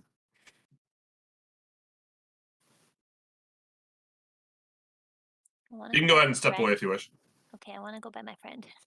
All right. Now you can Eldritch Blast. Are you sure? Yeah, absolutely. Okay, well, thank you. I'm going to assume that if you knew that this thing doesn't trigger attacks of opportunities, that you would have been able, that you just would have done it. 16 hits. Yeah, thank you. Work. 9 damage is pretty good, too. Yeah. The red dot, for those who need a reminder, it just means that it is damaged. Just like the Joker. At the top of the initiative order. Yep. 10 rounds have passed. The wall baby does not appear to be moving yet. However, still no new reinforcements. First in the initiative order is going to be this enemy here is going to try to keep attacking Ferrero with advantage. Missing again. And then this one down here is going to try to attack the Echo. Actually hits it, so the Echo is gone now. And then is going to be this enemy that is near Windy, but kind of like a little bit underneath it. It's going to go right up to him. It's going to make an attack. A nat 1 doesn't actually hit. Windy, you're up. Okay. Well, I knew I was going to be taking an AO somehow. I think I need to do that. All right, let's let's resolve the AO trigger real quick. Let's do the spiritual weapon first. Oh yeah, sure, go for it. Then it's not bloodied, so I doubt I'll be able. I have the potential to do enough to take it down, but oh my gosh, this guy is MVP here. That does hit. I don't have to tell you that. Spiritual weapon is going to expire real soon. I think I cast it on round 2, but I'm trying to. I didn't. Yeah, because on my first turn I cast Sanctuary. Yep. And then on my second turn I cast Spiritual Weapon, and it has a duration of 1 minute also. So I think. Correct. So does that mean that next turn it disappears, or next turn is its last turn? Next turn it disappears. So effectively, this is the last thing I get to do with it. Okay. Yep. Okay. Well, that was an effective use. It didn't kill it, but it was worth a try. Then I need my standard action for Jasper. So I'm moving here and take the AO from the bloodied guy. Yep. It does hit. Okay. Dealing 8 slashing damage. Oh. Okay. Well, I might need to use a spell slot on myself in a minute. Okay, now I have 2 level 2 spell slots, which I am going to use Cure Wounds, casting at an up level. Which that rolls random, which is good for you that you don't have to take that. It is. That's 16 plus 3, 19. Yeah, there you go. 19. You get the maximum. Damn. No, Mom, I didn't touch the cat. Where am I? And I'm gonna have to I'm gonna have to use my last spell slot to heal myself next turn. But I'm done with this turn. All right. I'm up. Did you hit 18 or 19 there? I only see 18 on your health bar. Was it 19? Yeah, it was 19. My mistake. Ook. That's fine. All righty. That's a strong heal. Jesus Christ. Yep. Well, it only works when they're at 0. That is true. That is true. Kind of clutch though, really. All right, Yeah. I'm gonna have to bonk you to make this more effective. What? If you're at 5, I can just hit you with my spiritual weapon and then heal you, and it will be more Can you effective than rolling imagine? the dice. Imagine like one of your Trust me. teammates is at like 2 health, and it's just like, man, give me some heals. And it's like, well, hold on, real quick. I'm just gonna whack you with my Just mace, look and over then I'm there. gonna healing word you. What? What? Trust me. It's nothing that violent. It's a backhand. It's a bitch slap. This is funny. I need you to How did provoke you an get AO so on me. damaged, you idiot. Oh gosh. All right. This is going to be this enemy is going to try to attack Chard. Still. It does hit. Okay. Dealing 5 slashing damage. You're able to give it resistance, right? He's automatically resistant to that, actually. So he's by default, because he's an imp, he gets cold, bludgeoning, piercing, slashing from non-magical attacks that aren't silver. Okay. And then, well, on top of it, I can choose to do like fire or psychic or whatever. because of my okay. ability. Yeah. Gotcha. Well, in that case, it only takes 3 slashing damage. Thank God. I don't think he's only got 6 points left anyway. I think. You're at the limit of our dwindling resources. Hopefully we can close this up soon. Yes, sir. All right. Ferrero, you're up. Okay. I'm going to create my echo here next to that thingy and attack it. Fair enough. Go for it. Dang it. It's always the double numbers. It's quite unfortunate. And that's my turn. Alrighty. Next up is going to be the Billowing Cape again. Just going to go down 1 step to the best friends. Can I get a dex save from both of you, please? Let me go, Amber, I mean. Me. A 9? Wait. I'm waiting. Oh, yeah. You both We're doing so good. take...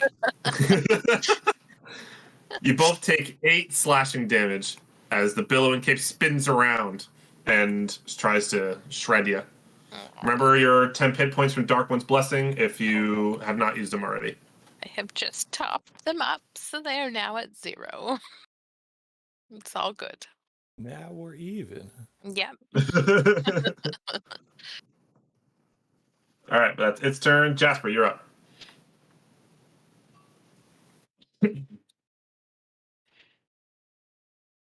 You are still prone, by the way, so if you want to move, you have to spend half your movement standing up. Sorry, I literally just said what you said. I'm going to use half my movement to get my feet.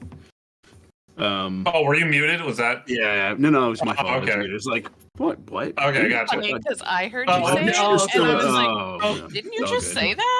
that? I was like, So to you, it's just like, bro, why you interrupting me? It's like, Yeah, hell, man. that was great. That was great lesson. Okay, let me take a look.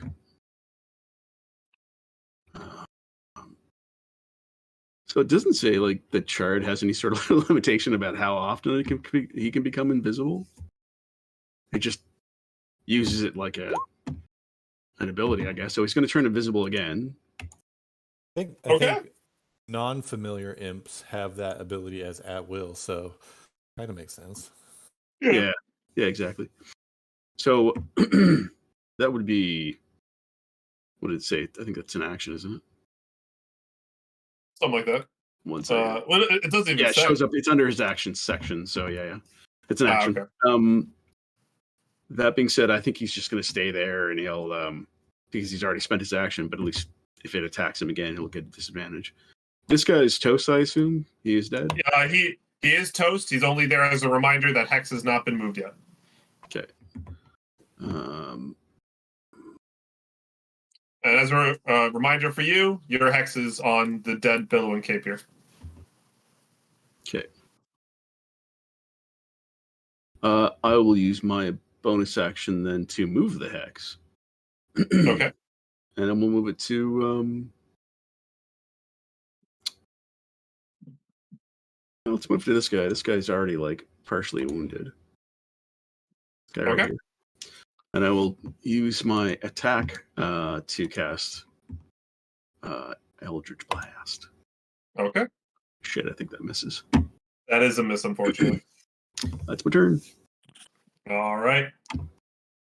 Next up, Indigo. Remember, this does not have an AO. Thank you.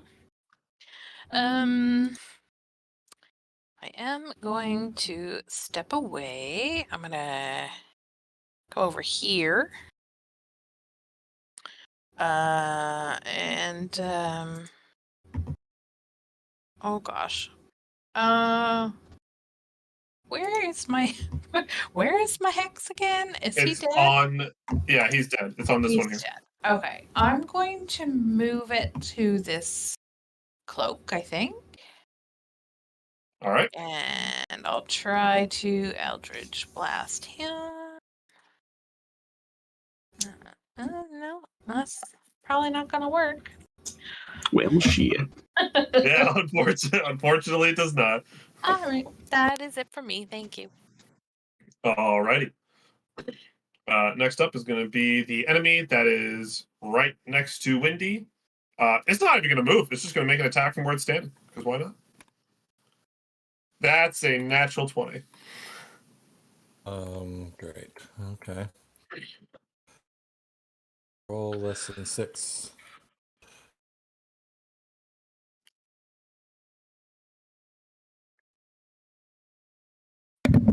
Wendy, I still have a potion of healing if you need it there, man. We'll see what happens. Yeah. What is my fate? You take 14 slashing damage. Oh, I no. am down. I got you, buddy. Hold on. Yeah, these enemies are critting like monsters. I was at 12. I was like, I can make it one more turn. But also, in most cases, you'd be correct. Yeah.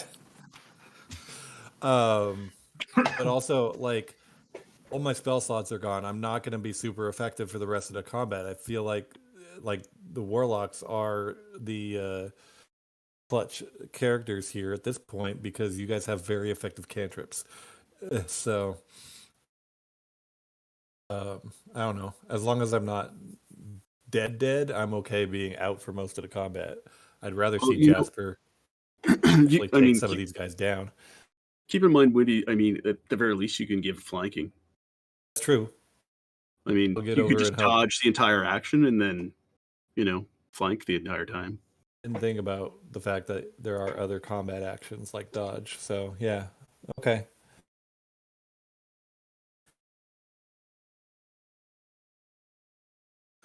All right. So with that, I'm going to continue. This enemy down here is going to go right up to Ferrero and make it. He's pinned. It's. He's completely surrounded. And he does hit, dealing.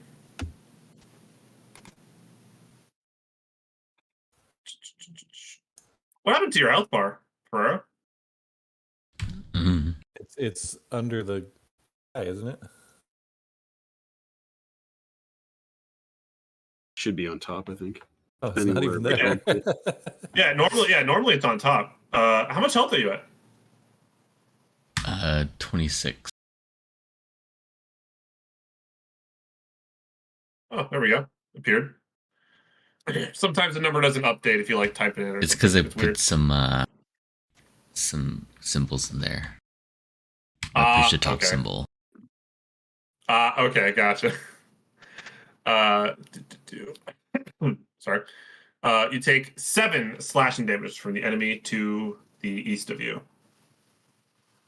And while I have your attention, because a lot of the next 2 turns are going to involve you, I need a strength saving throw for the wall tube. You already gave me the 17. I like it.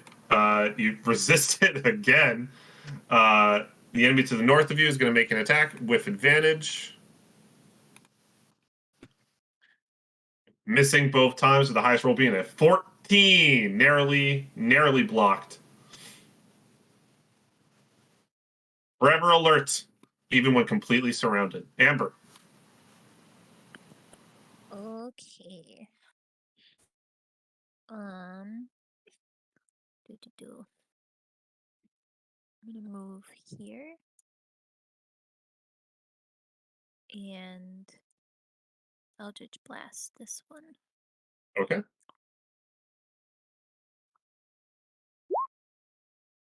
Let's go. Let's go. Let's go. That was a massive hit. Yeah, it's yeah, you killed a billowing cape. About time. 16 damage, not bad. I think that's my turn. Alrighty.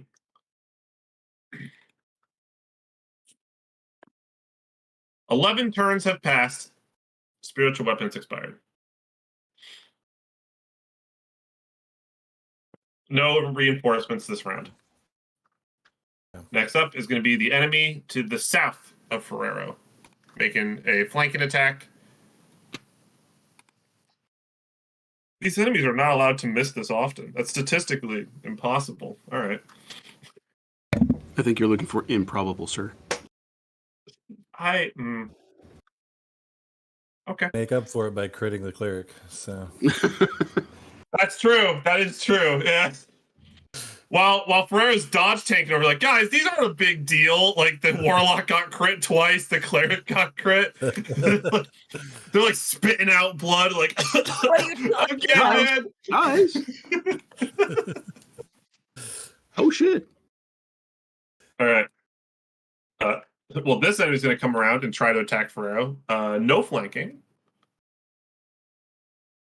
With 11. All right. And the next up is going to be this enemy that is currently marked by Jasper. And it's just going to walk up to Jasper and whack. Hey, this one didn't crit you. It's a 12. That is whack. I was gonna say still he automatically crits because I'm. Oh wait, never mind. I'm up, aren't I? Oops. Even then, that would just be advantage. It's not a guaranteed crit. You're thinking of if you're attacking an unconscious target, then it's an automatic crit. Yeah, that's what I meant. Yep. I thought it was still. What? How much was the damage? None. He missed. Oh shit. Okay. Disregard. Yeah, he got 12. So that's how it be. Wendy, can I get a death saving throw, please? Mm-hmm. Character sheet. I had to refresh roll 20 and I lost my character sheet. Give me a second. So I like doing it in the pop-out window, but then I forget that it's technically part of the same window, you know? Death saving throw. Where is the button for that? Oh, is it just the death save button right under success and failure? Yep. Okay. 18. That's 1 success. Okay. Marked success. All right. Well, this next enemy is kind of stupid. So let's see if it has the awareness of an enemy that disappeared might still be there. It doesn't. Hello. So that's an attack of opportunity. Does it work for familiar? Yep. I think we ruled that it would. I think we ruled that it would use your reaction. I believe. Okay. So no attack then. I think you still have a reaction, don't you? Or am I wrong? Oh, sorry. You can't both do an AO in the same turn, but Yeah. Okay. Just 1 second here. Let me roll it then.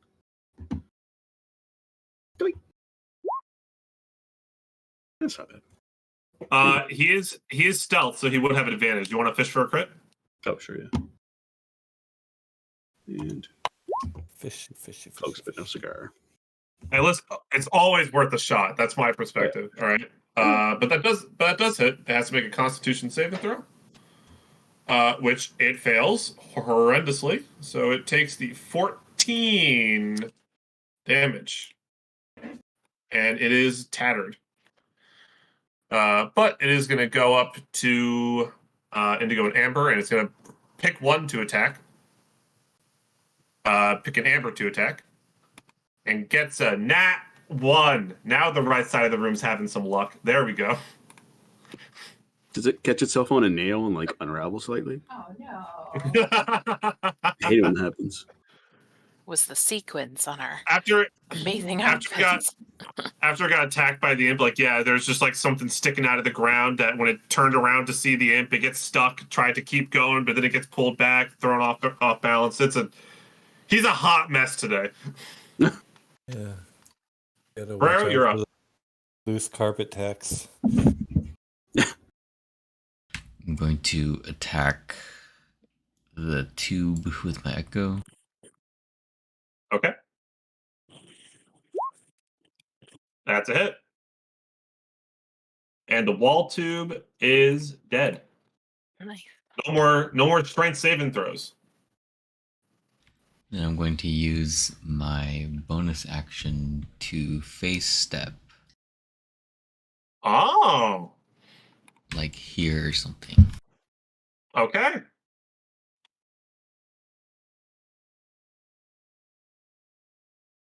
Is it like 20 feet, or can you go a little bit further? I mean, I can go up to 30 feet away.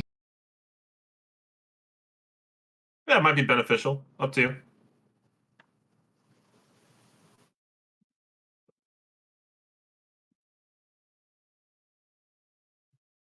Yeah, I'll just do that.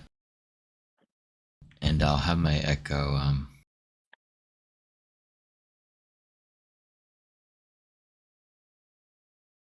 kind of move over there. And that's my turn. Alrighty. Good stuff. Jasper, you're up.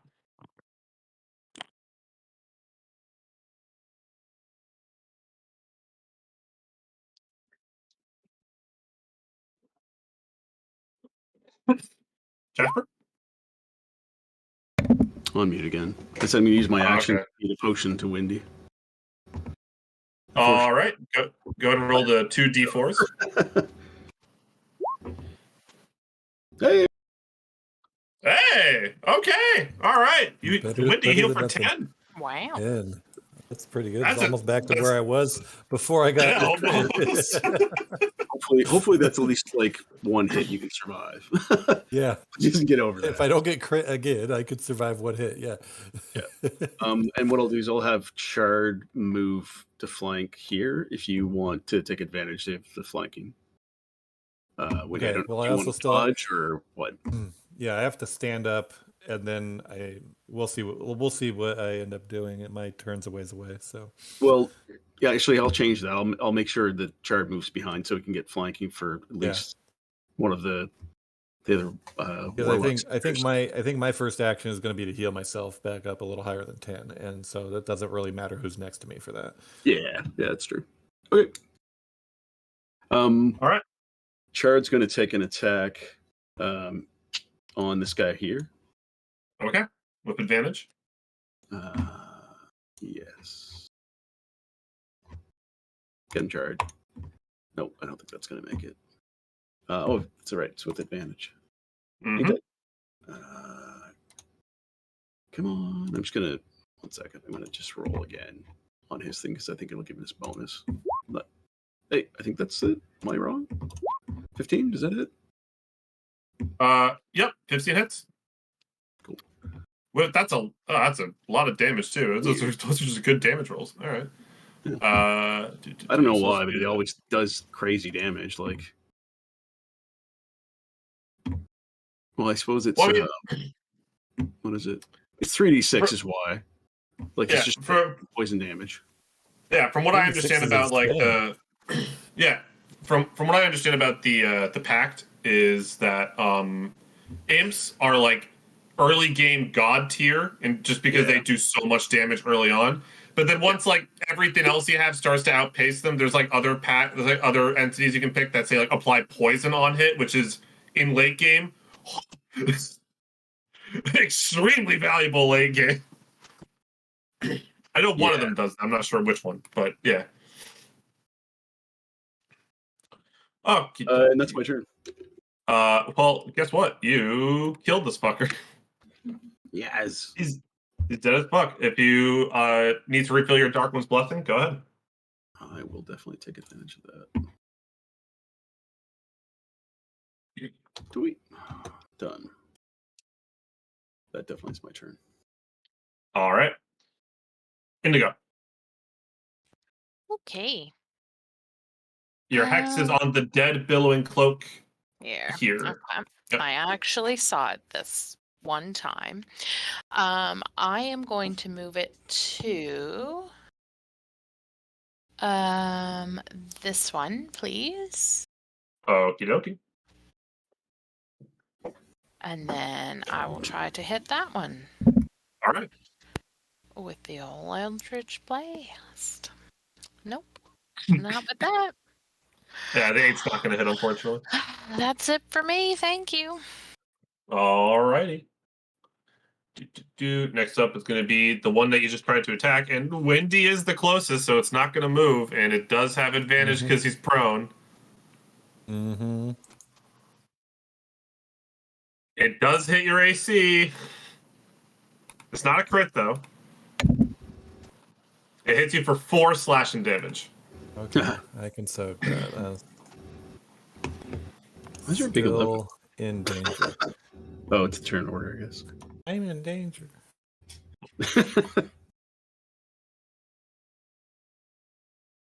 All right, and the next enemy is going to be one of the ones on the left side of the room. It's going to float up and attack Ferrero's Echo because they're dumb. It misses. This one over here is also going to float up and attack the Echo. If the target has anything to do with Ferrero, I feel like they just have like some kind of weird disadvantage that I just can't see. I don't know. Funky stuff. All right, Amber, you're up. I just realized that Echo Knight is effectively a PC variant of Displacer Beast. So. Oh my god, it's true.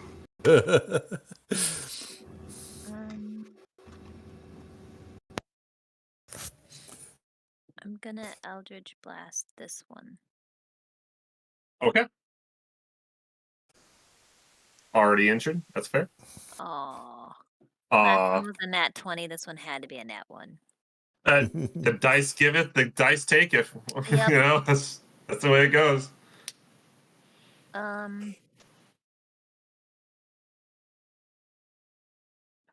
Yeah, that's my turn. Alrighty. I'm comfortable in this corner, thank you. Fair enough. Bill wall boobs. 12 rounds have passed.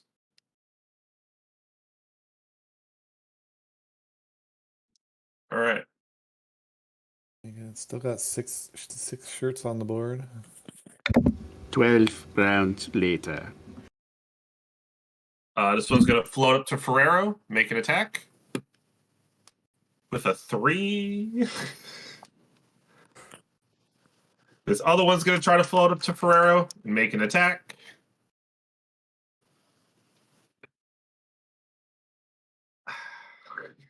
I swear I'm not bullshitting you. Ferrero just can't be touched, I swear. He's unstoppable. He can't be killed. Well, bad news for us when we fight evil variant. The clone. Great. All right. Lure the clone with the axe. I mean, that doesn't exist. We don't know where Yeah, that is. the axe that doesn't exist. Yep. All right. Next up is going to be the enemy that's right below Jasper. Makes an attack roll, and Hits. Oh, that's not so bad. 3 slashing damage. There we go. That's not too bad. Oh, my temporary hit points. Oh, no. Okay. All right. Wendy, you're up next. You are prone, remember. Oh. Standing up does not provoke AO or anything, right? Nope, it's just costs half your movement. I'm not going anywhere else, so I'm going to stand up. I'm going to stand up all the way. Come on. There we Listen, stop being so lazy. I'm going to cat nap in the middle of combat. And I'm going to use my last spell slot to cure wounds. Level 2 myself. Physician, heal thyself. Wow. Wow. 6 more. I basically just undid that last attack. I am seriously in danger here. So when you punch yourself in the face, go to 0 and then cast it again. That would be awesome if I could set contingency healing triggers. Can I prepare an action to heal myself as I fall? Yeah. If I put a bottle in my mouth and I fall down and it shatters, does it still get applied? Yeah, but you take extra damage from the broken glass in your mouth. Oh no, 2 death saving throw, but then I get the points from the potion. Yes. Last time when I took damage, I took 4 damage or 6 damage? 4. Okay. Yeah, because it brought me down to 6, and now I'm up to 12. Oh, God. And I don't think any of my cantrips use bonus actions other than Spare the Dying, which doesn't help anybody right now. So that is not yet. So basically, that is literally all I'm good for. That's all I'm going to be good for the rest of this combat is Spare the Dying and just like cowering. So, cowering. Now you know how Warlock feels. I know. Eldritch Blast. Get I'm behind done us, with my Wendy. We turn. gotcha. There's just gonna be Eldritch Blast flying all over this room. Yeah. Pew, pew, pew. That's all we got left. I mean, it should be all we need. But Kevin's no pushover either. I mean, really. I know. Well, he's untouchable. Oh, Apparently, him and his dude have how many people? And we're over here struggling with like just a couple. Yeah. Literally held off like 5 or 6 shorts for like half the combat. We could hold them at the hot gates. You got like 1 jock and like 5 my favorite nerds character. taking on That's a group, so a group of guys. Echo Knights are super cool. Yeah. Shoot All up. right. All right, Alan, you can kill my character. I know who I'm making next. Another Echo. I just want to say we all come back All as Echo Echo Knights. Knights. Oh my the time. Just like Wrath of the Lich King. Just multi-class. What can a warlock do if you have a multi-class to Echo Knight? And can you throw Eldritch Blast from your Echo? Can you imagine? Oh. Oh my God, yes, please. New I think- campaign. Actually, you can do that with I can do that with Charade. Like I can cast spells through him. Nice. That's Not interesting. quite I mean, the like, same thing, but yeah. honestly, if you wanted to multi-class into fighter, remember fighters get action surge, which is probably one of the most powerful abilities in the game. So something to consider, especially when you're a warlock. Action surge can really hit hard. Gonna ruin our. Oh wait, they get that back on a short rest, don't they? They do, yeah, they do. Well, we know where Jasper's going. You also get a good hit point boost and some additional equipment proficiencies. True story. Yeah, no, like fighter is like very frequently cited as probably like the most min-maxy multi-class you can do, just because of the amount of stuff you get from fighter. But yeah, Listen, it's not called a peace lock; it's called a warlock. All right. That being said, Ferrero, it's your turn. Okay, I'm gonna use my bonus action to Second Wind. He hasn't even had to use Second Wind this entire combat. He hasn't needed it. So I get 6 HP.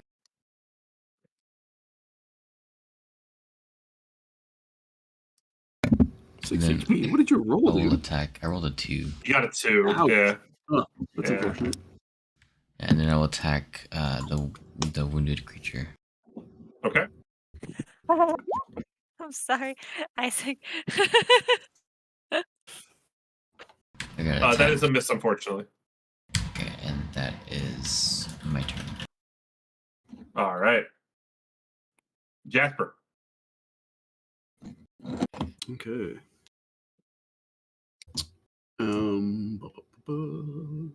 Wendy, do you want me to assist you in dodging so you can get away from that guy, or you're just gonna like explain how that works? He picks you up and throws you. No, Let me help I you. don't understand. I don't know the mechanics of dodge. How does this work? So. Just one sec here. So dodge is that you spend your action just dodging, and every attack against you has disadvantage, as well as every dexterity save and throw you make has advantage. Okay, so what does an assist for the whole mean? turn? Assist. There's no assist. There's a help action. It's help. Yeah. What does that So do? just one second. It does this. Gives advantage. You can lend your aid to another creature in the completion of a task. So, do I have to roll to do a dodge then? No, I think it no. just happens. So I mean, It just happens. Disregard. I guess What it's not very changes when you helpful. help me? Nothing. Yeah. Okay. Yeah, I'd rather see you do damage to enemies, Jasper. All right. So, yeah. It's good for like attacking, I think, but not so much. Okay. What you're trying to do there. Okay. This is the guy here that's got my hex on it, right? Yeah. Sorry, I just got distracted by what That is Ashley amazing. What is chat. that from? I have no idea, but I saw it. And I was like, I wish Wendy could do this. I want to watch that show. I was like, I don't know, but it's great. I don't know what the show's about, but I want it. Yeah. I was like, whatever it is, it's perfect and amazing. I hope it's something like I've seen before and I just haven't seen the episode. So Chart's gonna move in behind this guy here, and he's Flanking, going to flank, and then he's gonna strike. Yeah, well, he has flanking, so he has advantage. Give it a shot. I'm just getting to my page. 19. Just one second. We'll roll to see if that's a crit. Nope. Natural. That's populated in chat for some chat. Yeah, so I'm waiting for you. You said it was a 19. Oh, there it is. All right. Yeah. No. Just takes for some reason it takes a minute when I tell the screen. 17 damage. My guy. Yeah. Well, again, that's only if the poison damage goes through, right? It's just because he's so cute. That's true. Yeah. But yeah, I think that's pretty effective. Such a good boy. Well, the con save was a nat 1, so. Oh, I didn't realize they could actually be poisoned. I forgot. Yeah, they can be poisoned. Yeah, absolutely. Nice. And it is now tattered. Okay. I will take a. I'll take a dagger attack because I think dagger attack would still work with the hex, right? Doesn't have to be like spell. It's spell attacks or weapon attacks. Yep. Because so that way it works with it works with hexblade warlocks too. So yeah. Oh, but a 13 will miss. Yep. And that's my turn. Alrighty. Indigo, you're up. 1 second. I'm burning myself with a glue gun. Very nice. Your hex target is still alive next to Wendy. It is. Okay. Let us try again then with my Eldritch Blast. And its turn is next. So. There we go. Oh Yeah, my god. Wait, hold on. Just so you know, crits double all damage dice, including hex. All right. Yeah. Wow. Yeah. That's 2d6s. Let's see where this goes. Oh god! Don't put the pressure on me, you guys. Got it.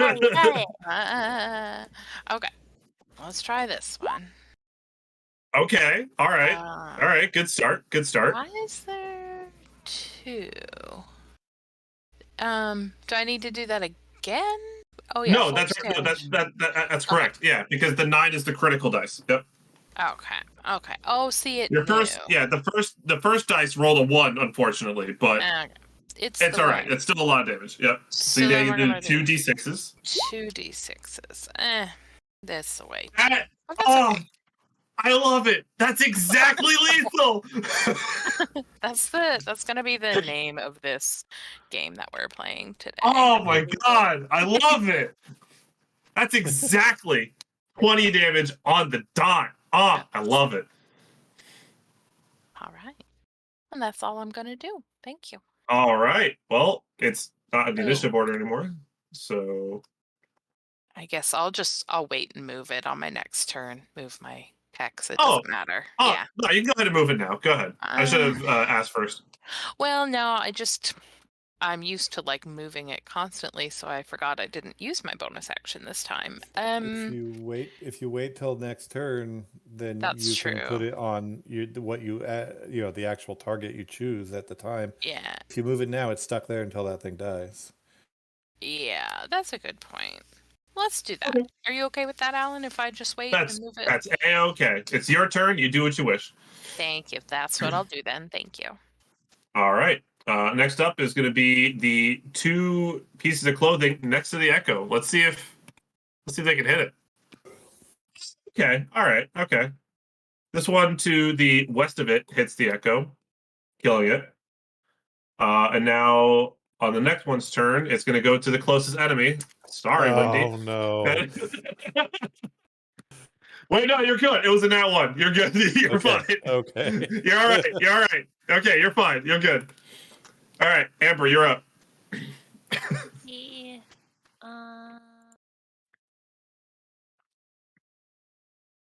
Oh God. I'll just blast this one. Okay. I'll protect Wendy. Hiya! Get it. That's a hit. And that's 7. Nice. Okay. And then I'm gonna move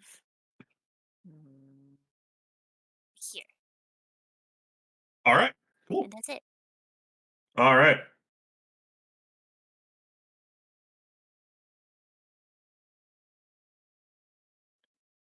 "13 rounds passed."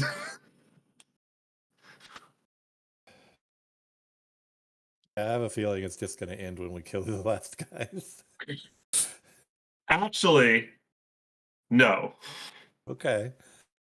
Because what happens now is after a grueling minute and 18 seconds, approximately, give or take, sometime, from the weird pillar in the center, the yarn ball in the center starts pulsing really rapidly, and a bright light pulses out from it, evaporating every single enemy.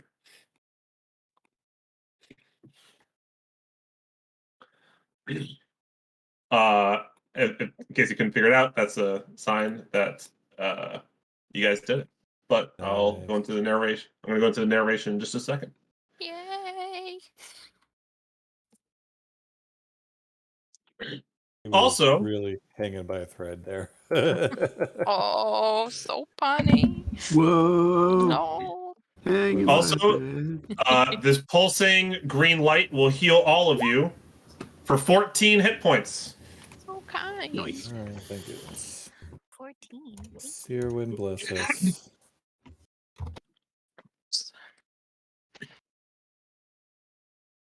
And then after the flash is kind of done, you see the wall baby kind of like come to, and he slowly descends kind of onto the ground. Some of the threads that were like kind of going in through like his back and everything are starting to like pull out. The ones that were going into the back of his skull, into his brain, are still there, so that's still exposed for now. And he's gonna step on down, and he's gonna turn to you all and gonna go, "Well done, adventurers. It seems like you all have taken some type of toll, but fortunately you have just witnessed my ascension. I'm sorry that it might not have been the fanfare that you mortals would typically assume that these incidents might have."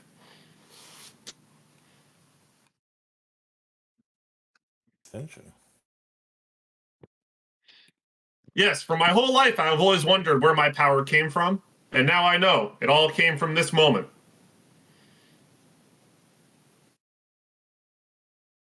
It just so happens that that my ascension echoed not only forward through time, but also backwards through time, as I now realize that I've always been connected to myself from the very beginning of time.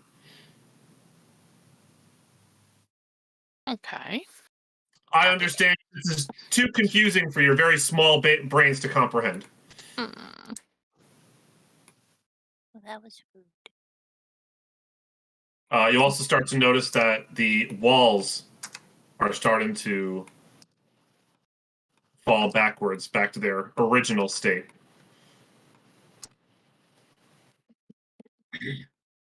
All right. And it'll go. Now, I have an important additional task for all of you if you wish to assist me. As if you assist me, I can promise you that I can get all of you back home safely.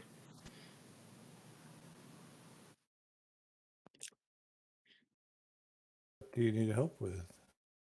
Well, unfortunately, the parasite is still within my body, and I need that to be disposed of.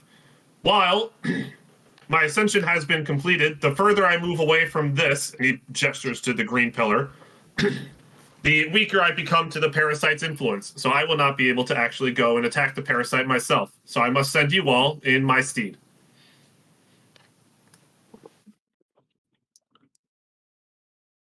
Fortunately for you, I've gained enough power to disable probably the most hazardous things in my body that might kill you, such as maybe the walls closing in on you and somewhat. I can help prevent that much at least, but I will not be able to stop the creatures from attacking you, as well as the parasite from attacking you when you eventually run into her.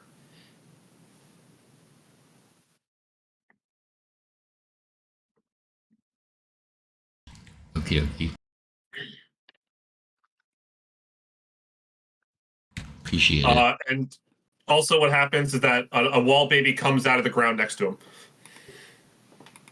Oh, I don't like So that. many wall babies. Told you it was all babies. No. Alan. We need Yeah. No. I'm hallucinating.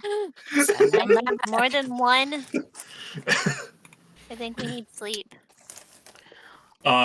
The one that just came out of the ground is going to go, well, there's far more than one. There's now an infinite number of us in multiple directions. No. No. No. Mm-mm. Babyverse. What are the chances that this is like a safe space? Sorry, I'm asking Wall Baby. For us to take a little Nap? big rest. Is it safe here? Can you protect us since we helped you? So now the wall babies are about to get very weird. It's important to note that when I'm speaking, in the middle of the sentence, yeah, it's very true. In the middle of their sentence, they'll just swap back and forth between the two of them. Okay. Right? Just of who's speaking. So just keep that in mind as as I'm talking. So this one's going to go, of course, as I am currently very close to this pillar, as long as you're within a very close proximity to this pillar, the parasite will not be able to stop you. Even if the parasite does send its creatures, I will be able to unravel the creatures before they can even come close to you. But again, once you leave this room, I will not be able to offer you the same layer of protection. So I think we should take a long rest here then, guys? I don't know. 100%, yeah. Yeah. Because Gotta get my spell slots back. Yeah, if many of us run into much else. Like, I have no spell slots left either. I mean, not that I have many, but Hex does come in handy, so...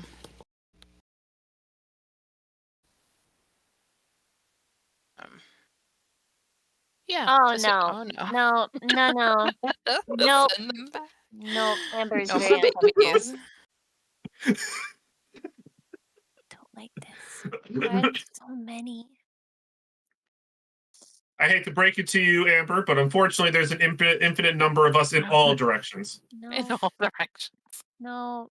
I just want peace, quiet. No. Mm-mm. No, baby. If you wish to have peace and quiet, then I would strongly suggest that you defeat the parasite, and I can help you and any other of your friends that are trapped in the belly over there and gestures in the general direction. It's nap time. Oh my god. I got during all this, Amber's just like, this is fucking cursed. Nope.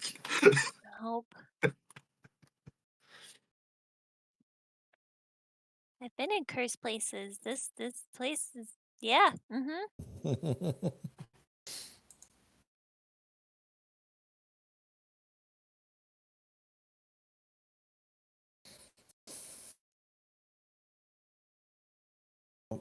I'm taking a long rest. I don't know what you guys are doing. Yes. I think we long rest. All right.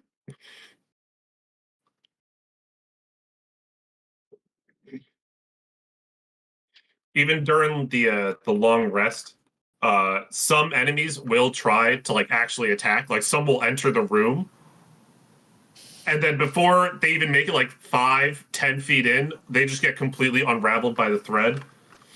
So say for instance, you'll see like from the upper left hand corner, like a flying carpet goes in, and then as it gets like 15 feet in, just boop. Amazing. What's even more terrifying is that throughout your entire long rest, the wall babies are all just standing there and just staring at you. I'm sleeping. I can't see them. Amber gets no rest. Oh no. She puts like her hood over her eyes like an eye mask. Like, nope. Mm-mm. Out of sight, out of mind. You must sleep.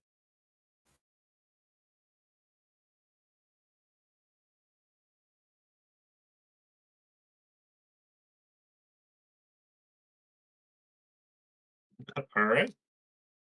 So y'all do your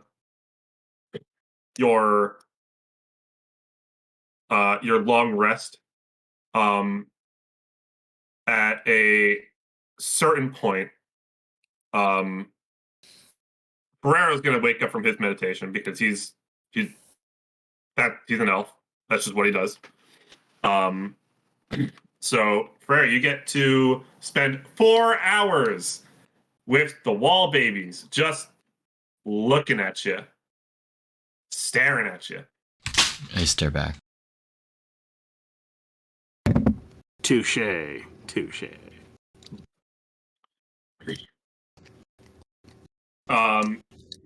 At one point, one of the wall babies will ask you, Mr. Rocher, have you figured out how to make infinite numbers of yourself as well? I said, kinda?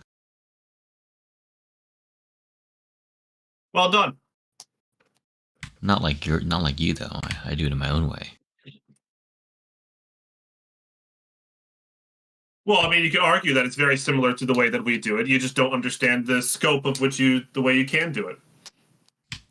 Yeah, it kind of came from to be by happenstance. Happenstance, you say? You weren't touched by the mirror, and that's how you got this? Normally, that's how all other Echo Knights get their abilities. At least all the ones throughout history. It might have been related to something to that effect. There's someone else involved as well. Someone else involved. As if waiting for you to elaborate. Yeah, but that was history, and that person is long gone now, I think. At least not in this world. In this world? In this fabric world. Ah, I see. Well, ideally, once you're done dealing with the parasite, none of you will be in this fabric world. Is that what you see? You see fabric. Am I understanding that correctly? You see something differently?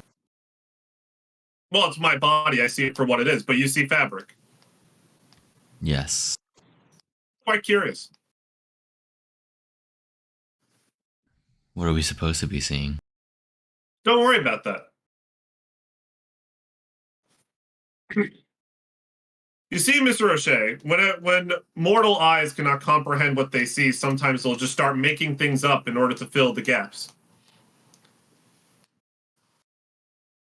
And if it is something that you cannot comprehend seeing, perhaps it is best that it stays that way.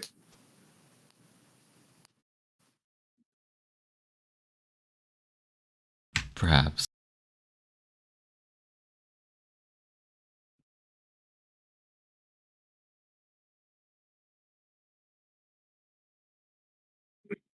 That being said, Mr. O'Shea, we have there's big plans for you in the future. I can't share much as I do not want to alter the flows of time, but as I have now seen all past, present, and future possibilities, I'm very excited to see where you end up.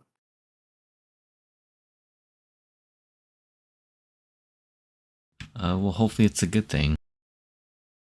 Well, hopefully, because if you fail, I will have to completely deconstruct this world and then start from scratch.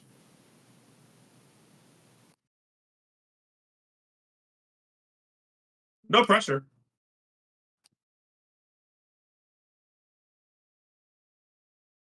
And if you don't say anything, they're not going to say anything either. They'll just keep the awkward silence going as long as possible. Roll for awkward silence.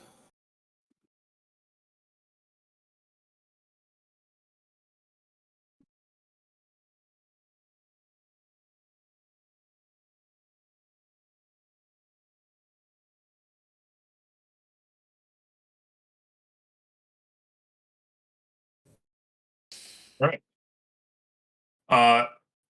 Super quick bathroom break, and then we're going to continue because I need one. Because I drink a lot of water. Be right back. Like 5 minutes or something around there. Sounds good for everybody? Yeah. Yep. Thanks, Alan.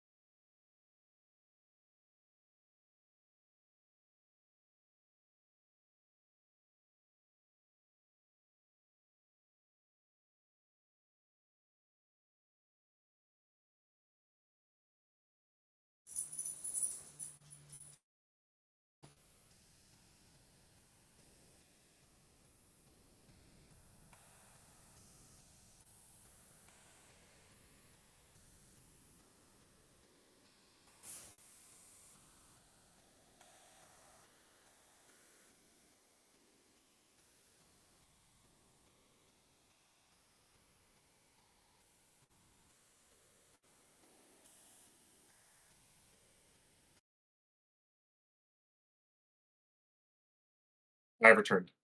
Are we all back? I am here. Hey. Okay, I accidentally muted my headset, and I was like, "Why is everybody so quiet?" Well, well, because I sent people on a bathroom break. We just did like 2.5 hours of wave defense combat. It's Yeah. that was a lot.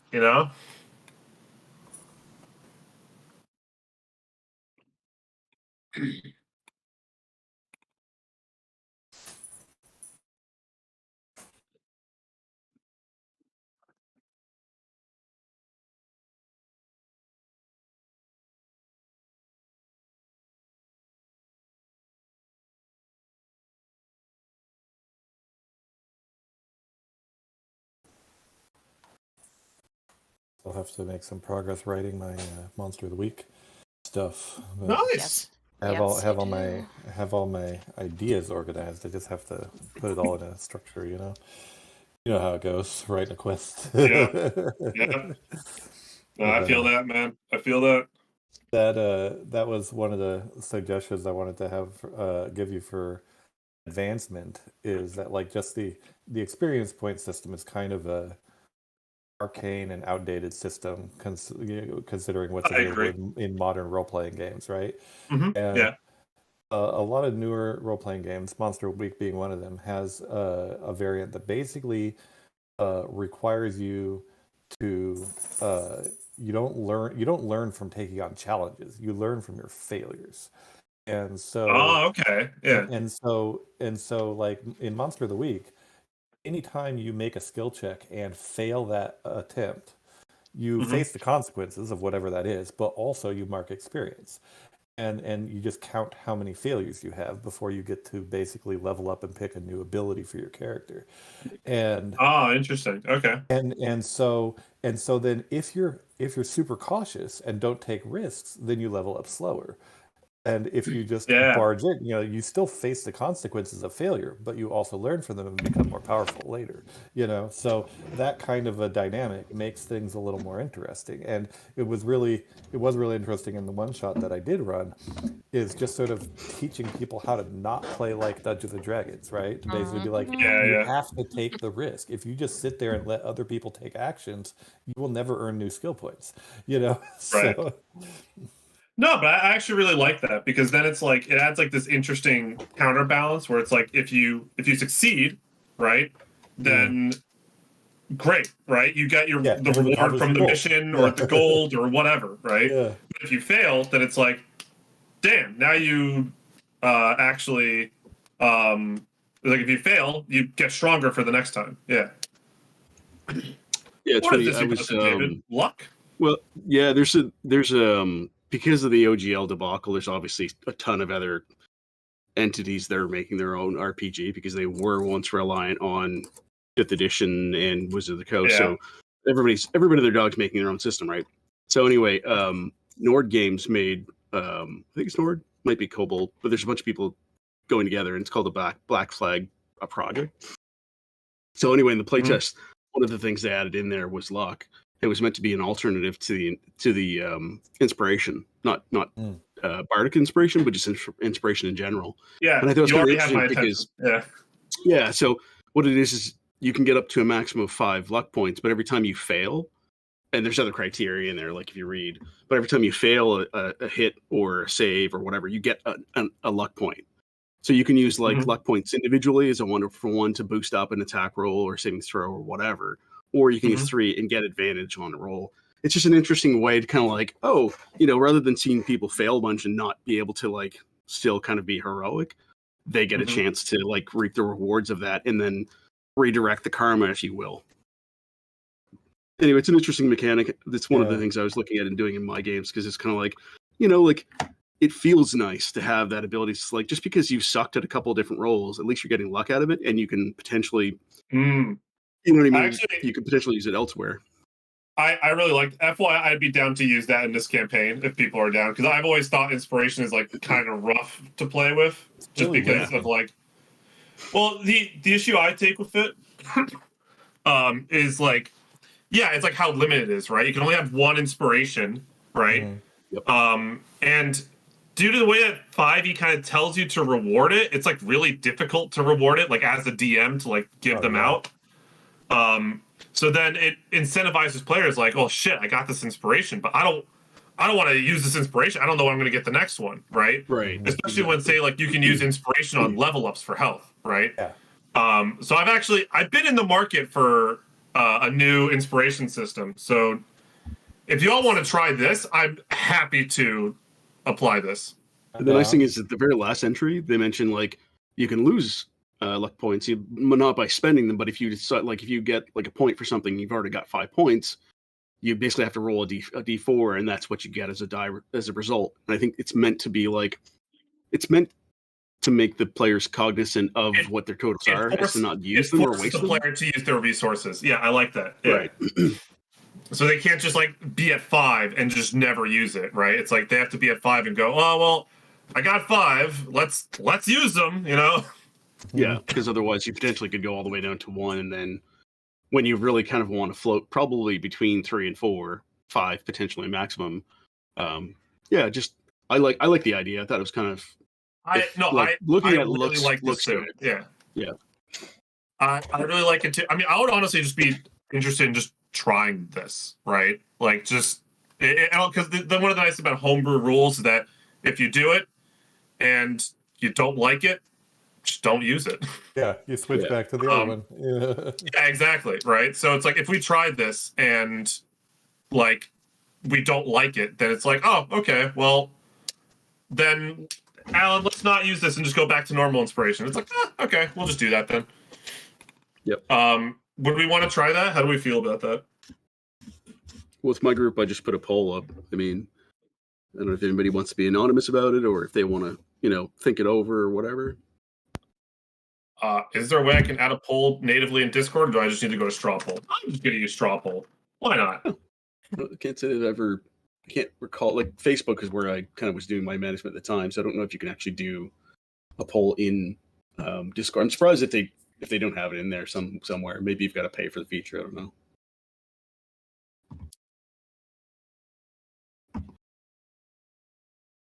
One vote per IP address. Yep. Anonymous. It's fine. Okay. We'll just have vote to for agree. IP address will we have 4 players who are using 2 IP addresses. You know what? We'll see how that goes. I made the poll. Whoever gets in first. Ready, David? It'll probably be fine for y'all. Probably, yeah. If there's how it reads, true, yeah. You know, because technically you both have a unique IP address, but it might do like a household IP address thing. We'll see. Right. Give it a shot. If you both can't vote, I'll just remake it real quick. That allows for IP repeats. Because then it's like if I look at it and I see more than 5 votes, I'm like, guys. I did it 3 times. Sorry. Oh my god. I've got a 7-player group. I was feeling like every other week, and 80% of them kind of voted like they kind of elected. There's only one guy that didn't. He was kind of like, oh, it's not good for new players. I'm like, it's like unless you're actively using inspiration, and this is like session 2 of like like maybe 40 to 50% of the players are new. It's like not a big deal, especially if you vote on it, and then that way people can give their concerns and stuff. But it's like out of that many people, it just kind of makes sense. It's like it sounds like everybody likes the idea, dude. Not good for new players is a straw argument that is just gonna. I don't know. Yeah, It's a way to deflect the fact that he's saying I don't like it, but not taking responsibility for saying why. Yeah, exactly. Yeah. That's how I feel too. Well, I will say I could not vote, but my vote would be yes. All right. So okay. It's fine. Well. But it's quite all right. Like, don't remake it for me. Allow me. My vote's also yes. So I don't think we've heard back from... New poll! Oh, no. It's 1 vote per browser session. Yeah, there you go. Yeah. Let me spin up my VPN. Yeah. Get out of here.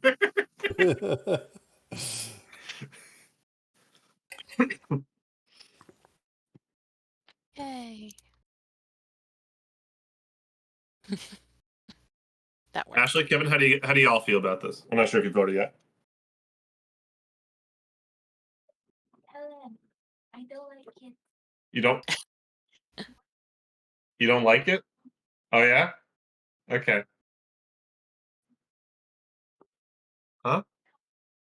What? You want me to put your vote in? You don't play. She just votes no. Savage. I love She's like, it. I don't like it. Yeah. I like her. Let's have her play too. Get her in here. Put her vote in. Honey, you're officially invited to the Sunday group. You want to play? Yeah. Wait, we need 'Cause another girl. Wait, you love D- More you love warlocks. D&D. You love it. More You love warlocks. D&D. She doesn't have to love D&D. She just has to love us. That's right. She just flipped me off. She flipped all of us off. Rude. I'm so upset. Did everybody vote? Everybody vote? I don't know. Check it.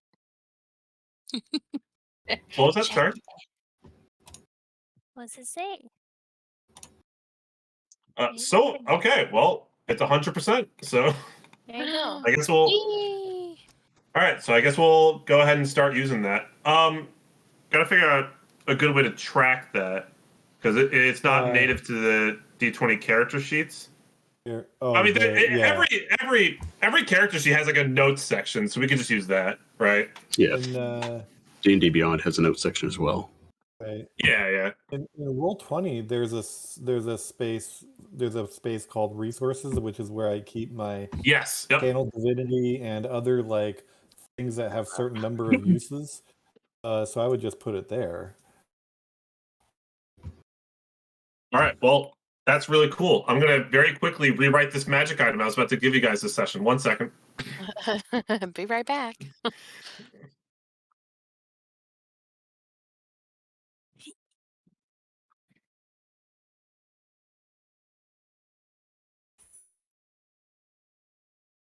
My dog is barking at her bed. Oh. There's something in it, Daddy. Yep. Go get it. She's a digger, and so she'll just dig in the bed. And when she can't like make progress, she'll be like, Upset. It's like I can't get to where I want to get to. yeah. So for next session, we're gonna start using luck. There is a resource thing in the Roll20. I'm gonna try to see if there's a way to maybe even display luck above like your character portrait as like a reminder. That would be I was gonna say excellent. there's three attributes. I mean, there's that, eh? There are. I use one of them for AC for my own note, but I could fix that with just a post-it note. So, and then I recommend people use red for temp HP. Is like typically what I suggest. But I can fix the AC with just like post-it note that I keep on my monitor or something. That's not a big deal. And then like for another attribute, I can set that to luck, right? And we can just use that. So that way it's as a reminder to players of just like, oh hey, you have 4 luck points, right? And you have a general idea of what the AC is. Why don't you give yourself a little bonus, So I like this. I think this will be really cool. And I'm actually really interested to play with this because I might implement a system like this in my system. Let's go. So we start with no luck points, right? And so we're just going to earn them based on these rules. Okay. Yep. We just start with 0. Just keep in mind, Alan, that's from the Black Flag project, right? In case you're planning on publishing your system one day, but that's not something that I just pulled out of thin air. That's somebody else's idea, just FYI. Okay, that's totally valid.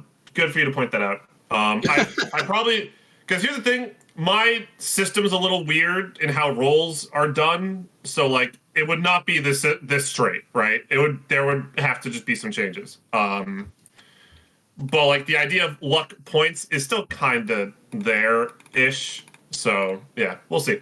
That being said, I already rewrote the magic I'm about to give you guys. Wow. So since we have like 10 minutes, let's just go ahead and at least finish up the long rest as well as a quick little debrief from the wall baby. so that way next session we can just jump right into pursuing the parasite. Mm-hmm. Okay, so we can reset all of our stats for long rest. Absolutely. Yep. Go ahead and top yourselves off. If you have hit dice that you need to replenish, go ahead. Spell slots, do it up, etc.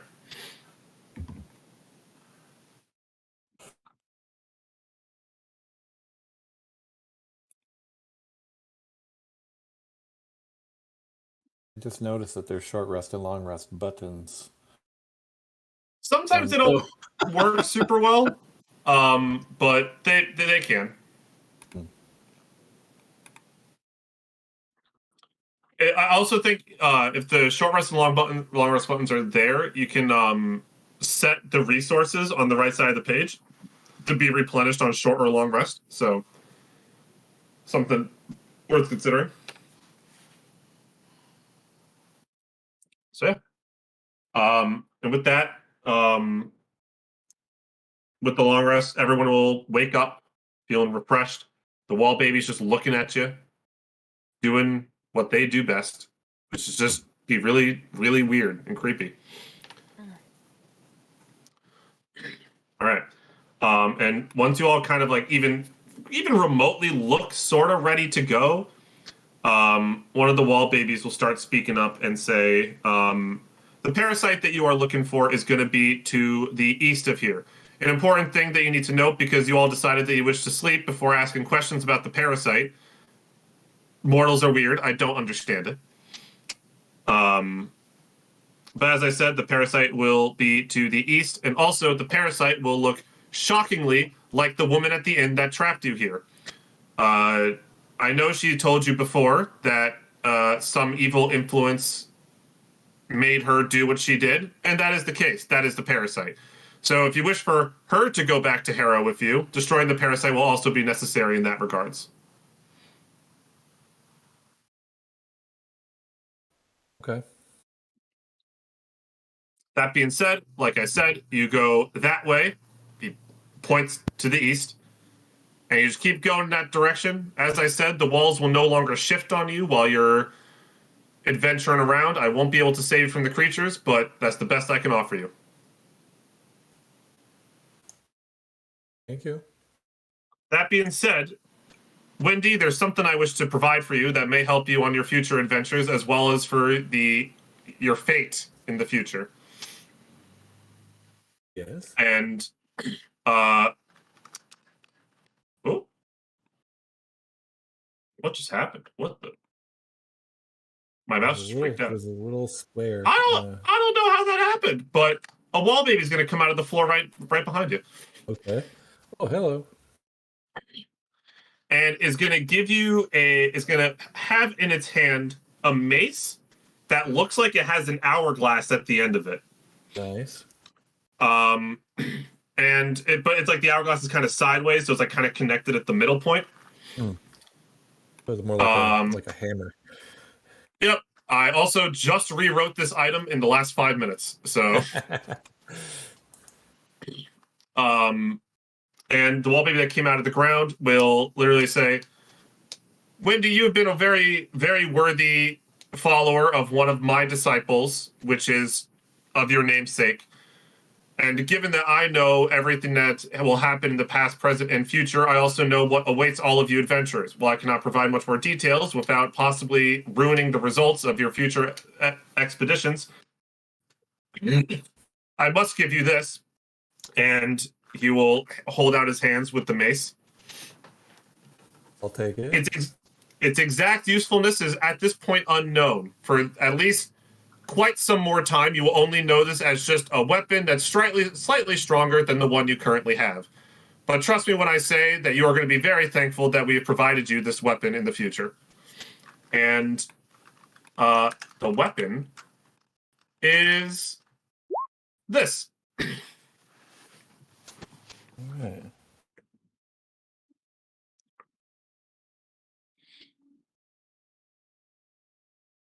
You can tell I rewrote it in the last 5 minutes. Nice.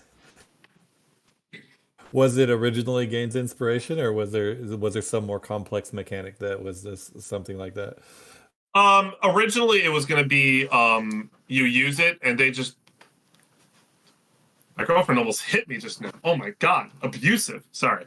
Originally it was going to be when you attack a creature, you can not inspiration. I'm screwing up my words. Hold on, give me a second to breathe. Okay. You choose a creature, and that creature just on its next roll, period, in general, gets either advantage or disadvantage of your choice. No, this is better. Cool. Yeah. So right. now it's like more permanent, right? Because originally, like the issue with the last weapon is that they don't choose the roll they get advantage on. It's literally just Right. the next roll, period, right? Even if they already have advantage on it, doesn't matter. Like it affects it, right?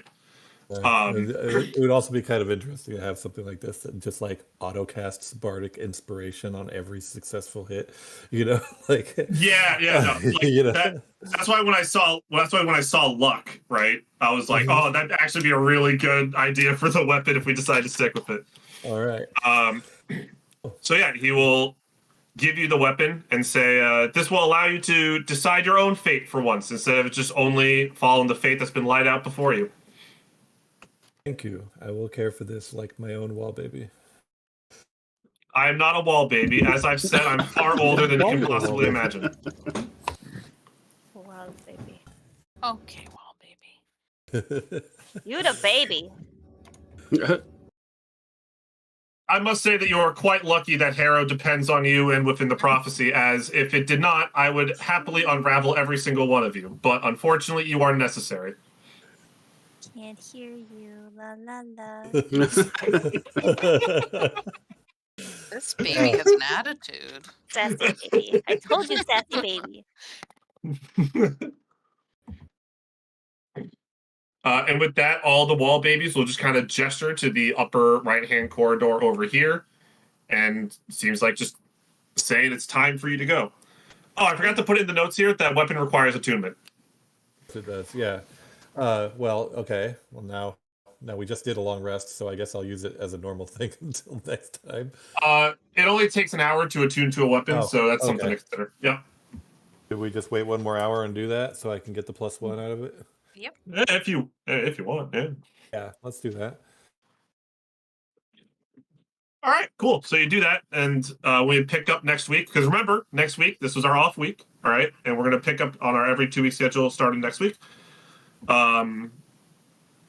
Unless something comes up for someone for Easter. And then we're just going to go right back to dungeon diving as you all head out stage right, stage left. Or I don't know how that works. We'll never know. Stage left, I think. Is it? I don't know. It has something to do with like the angle of which the stage faces you or something, and it's like, but it's top down.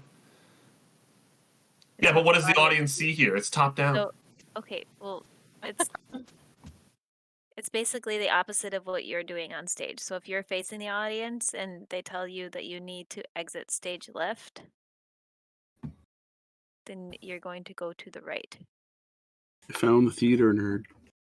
I didn't know that. You learn something new every day. I didn't know. So basically, like if you're facing the audience, it's opposite of what the audience sees. And I'm not a theater nerd. I was never in theater. Wait, I'm the band. like the most complex way to this. You said if you're facing the audience, is the opposite of what they see. For you, yeah. Stage right. Stage right is the right side from the audience perspective, right? It's the right for the audience, correct. So if you're on stage facing the audience, it will be your left. Yes. It's always exit stage left. I've never heard exit stage right. Exit stage left would be to your right. Yeah. If you're facing the audience. Nerd. I love it. I love it. I learned today. Look at that. All right, but yeah, y'all got your reward. You did the really long fight. By the way, just before you ask, Isaac, the session's not coming up yet. All right, need a little bit more time. Patience. I know this isn't the boss fight, and I'm assuming that next week is also not the boss fight. So It's not. That's fine. Okay, cool. I just want to make that clear for you. I need, like I told you, I thought I could have had it written by now, but I've had some wild life events. Also, my fridge broke last weekend. Fair enough. When I was that sucks. I was supposed to go on a family trip. It's been a 4-day weekend, and I had to order a fridge on Wednesday for delivery on Saturday, so I didn't get to leave until like halfway through the time. Oh, that's the worst. But yeah. So anyway, lots of distractions, but I still have on my to-do list. I am mentally composing all the story events for Monster of the Week, and I will get it officially written down sometime soon. Thank you for keeping me on the timeline so that I know I don't have to cram for it. In the end, there will be something. I will cram for it if I have to, but it's nice to know that there is a couple weeks yet. Oh yeah, you got time. You have time. You're good. Yep. Because there's still a lot left in the dungeon, right? If you thought I was done with the weird shit, I ain't done with the weird shit. All right. I love the weird shit. As you saw when I was PMing you about the Monster of the Week ideas, which I'm still going back and forth on whether or not I wanted to give you a NPC to control or let you be a player. With how much I've told you so far, there's not much spoilers, so you could still be a player. And that might be the simpler option, because NPCs aren't always present in every scene, right? So then you won't have something to do all the time. While that is true, I love being weird NPCs. Unfortunately, as a DM, I have to make normal NPCs from time to time that are just like the shopkeeper. Yeah. Those aren't fun. I'd rather do a weird, quirky voice of some weird old man giving you a quest. I love that voice. All right. Well, maybe I could, as I'm composing the story, I'll see what the cast of characters ends up looking like, and maybe share with you some of the NPC profiles. If you want to play several of them, you're welcome to do that. If it's easier for you to have me as a player, I'll just be the player, right? Whatever is easiest for you, I'll take that role. All right. Well, I'll think about it as I'm getting everything written. All right. Yep. Also, I think, Alan, on that note, I'm gonna make you be an NPC for mine then, if you like doing it, because I'm super intimidated by that. So it's all yours. Yeah, well, sure. Yeah. Okay. I can help with that. Laura, definitely make an attempt at least one or two on your own. True. Yeah. You don't get better if you don't practice. So that's fair. It's fine. It's fine. You know what? Actually, wheels, but do at least make the first encounter play it yourself, Fair. Yeah, I'll say this. I don't want to voice an NPC because, as what Isaac said, I think just doing it is important. But since Roll20 does have some weird stuff, if you want like help from me like running the combat and stuff like that, I'll still offer that. Yes, no, definitely, because I have no idea what I'm doing there. So yes. Okay, well, we'll have to talk about that. Maybe sometime next week, like after our next session, we could talk about what we want to do for the monsters in your one shot. Yep. That sounds good. All right, cool. But on that note, I'm going to go force my girlfriend to get dressed so we can go get food. It's the day. So, throw a onesie on and be comfy. That's true. She's not that far off. Yeah, just let her be in PJs. Sunday. I was just gonna say that it's the day for it. Your mom is Sunday. Yeah, just let her be. Sunday, Wednesday. All right. Well, we'll see. Alan's like, I know. She looks cute regardless, so just. Oh my god, probably super cute. I know she does. All right. But knowing her, she's not going to want to go anywhere to beach. Then order delivery or offer to go pick it up for her. The restaurant's 30 minutes away, and I want to spend time with her. God damn it! That's fair. Yeah. On the note of spending time with her, I'm heading out. Good playing. Hope you all had fun. Alan. Okay. Really fun combat encounter. I love seeing people drop but not die. So good times. It worked out. You did a really good job balancing the difficulty, and that kind of terrifies me for future boss fights. I'm only getting better. I'm only getting better, baby. All right. See you guys later. Peace. Have a good night. Bye. Thanks, Alan.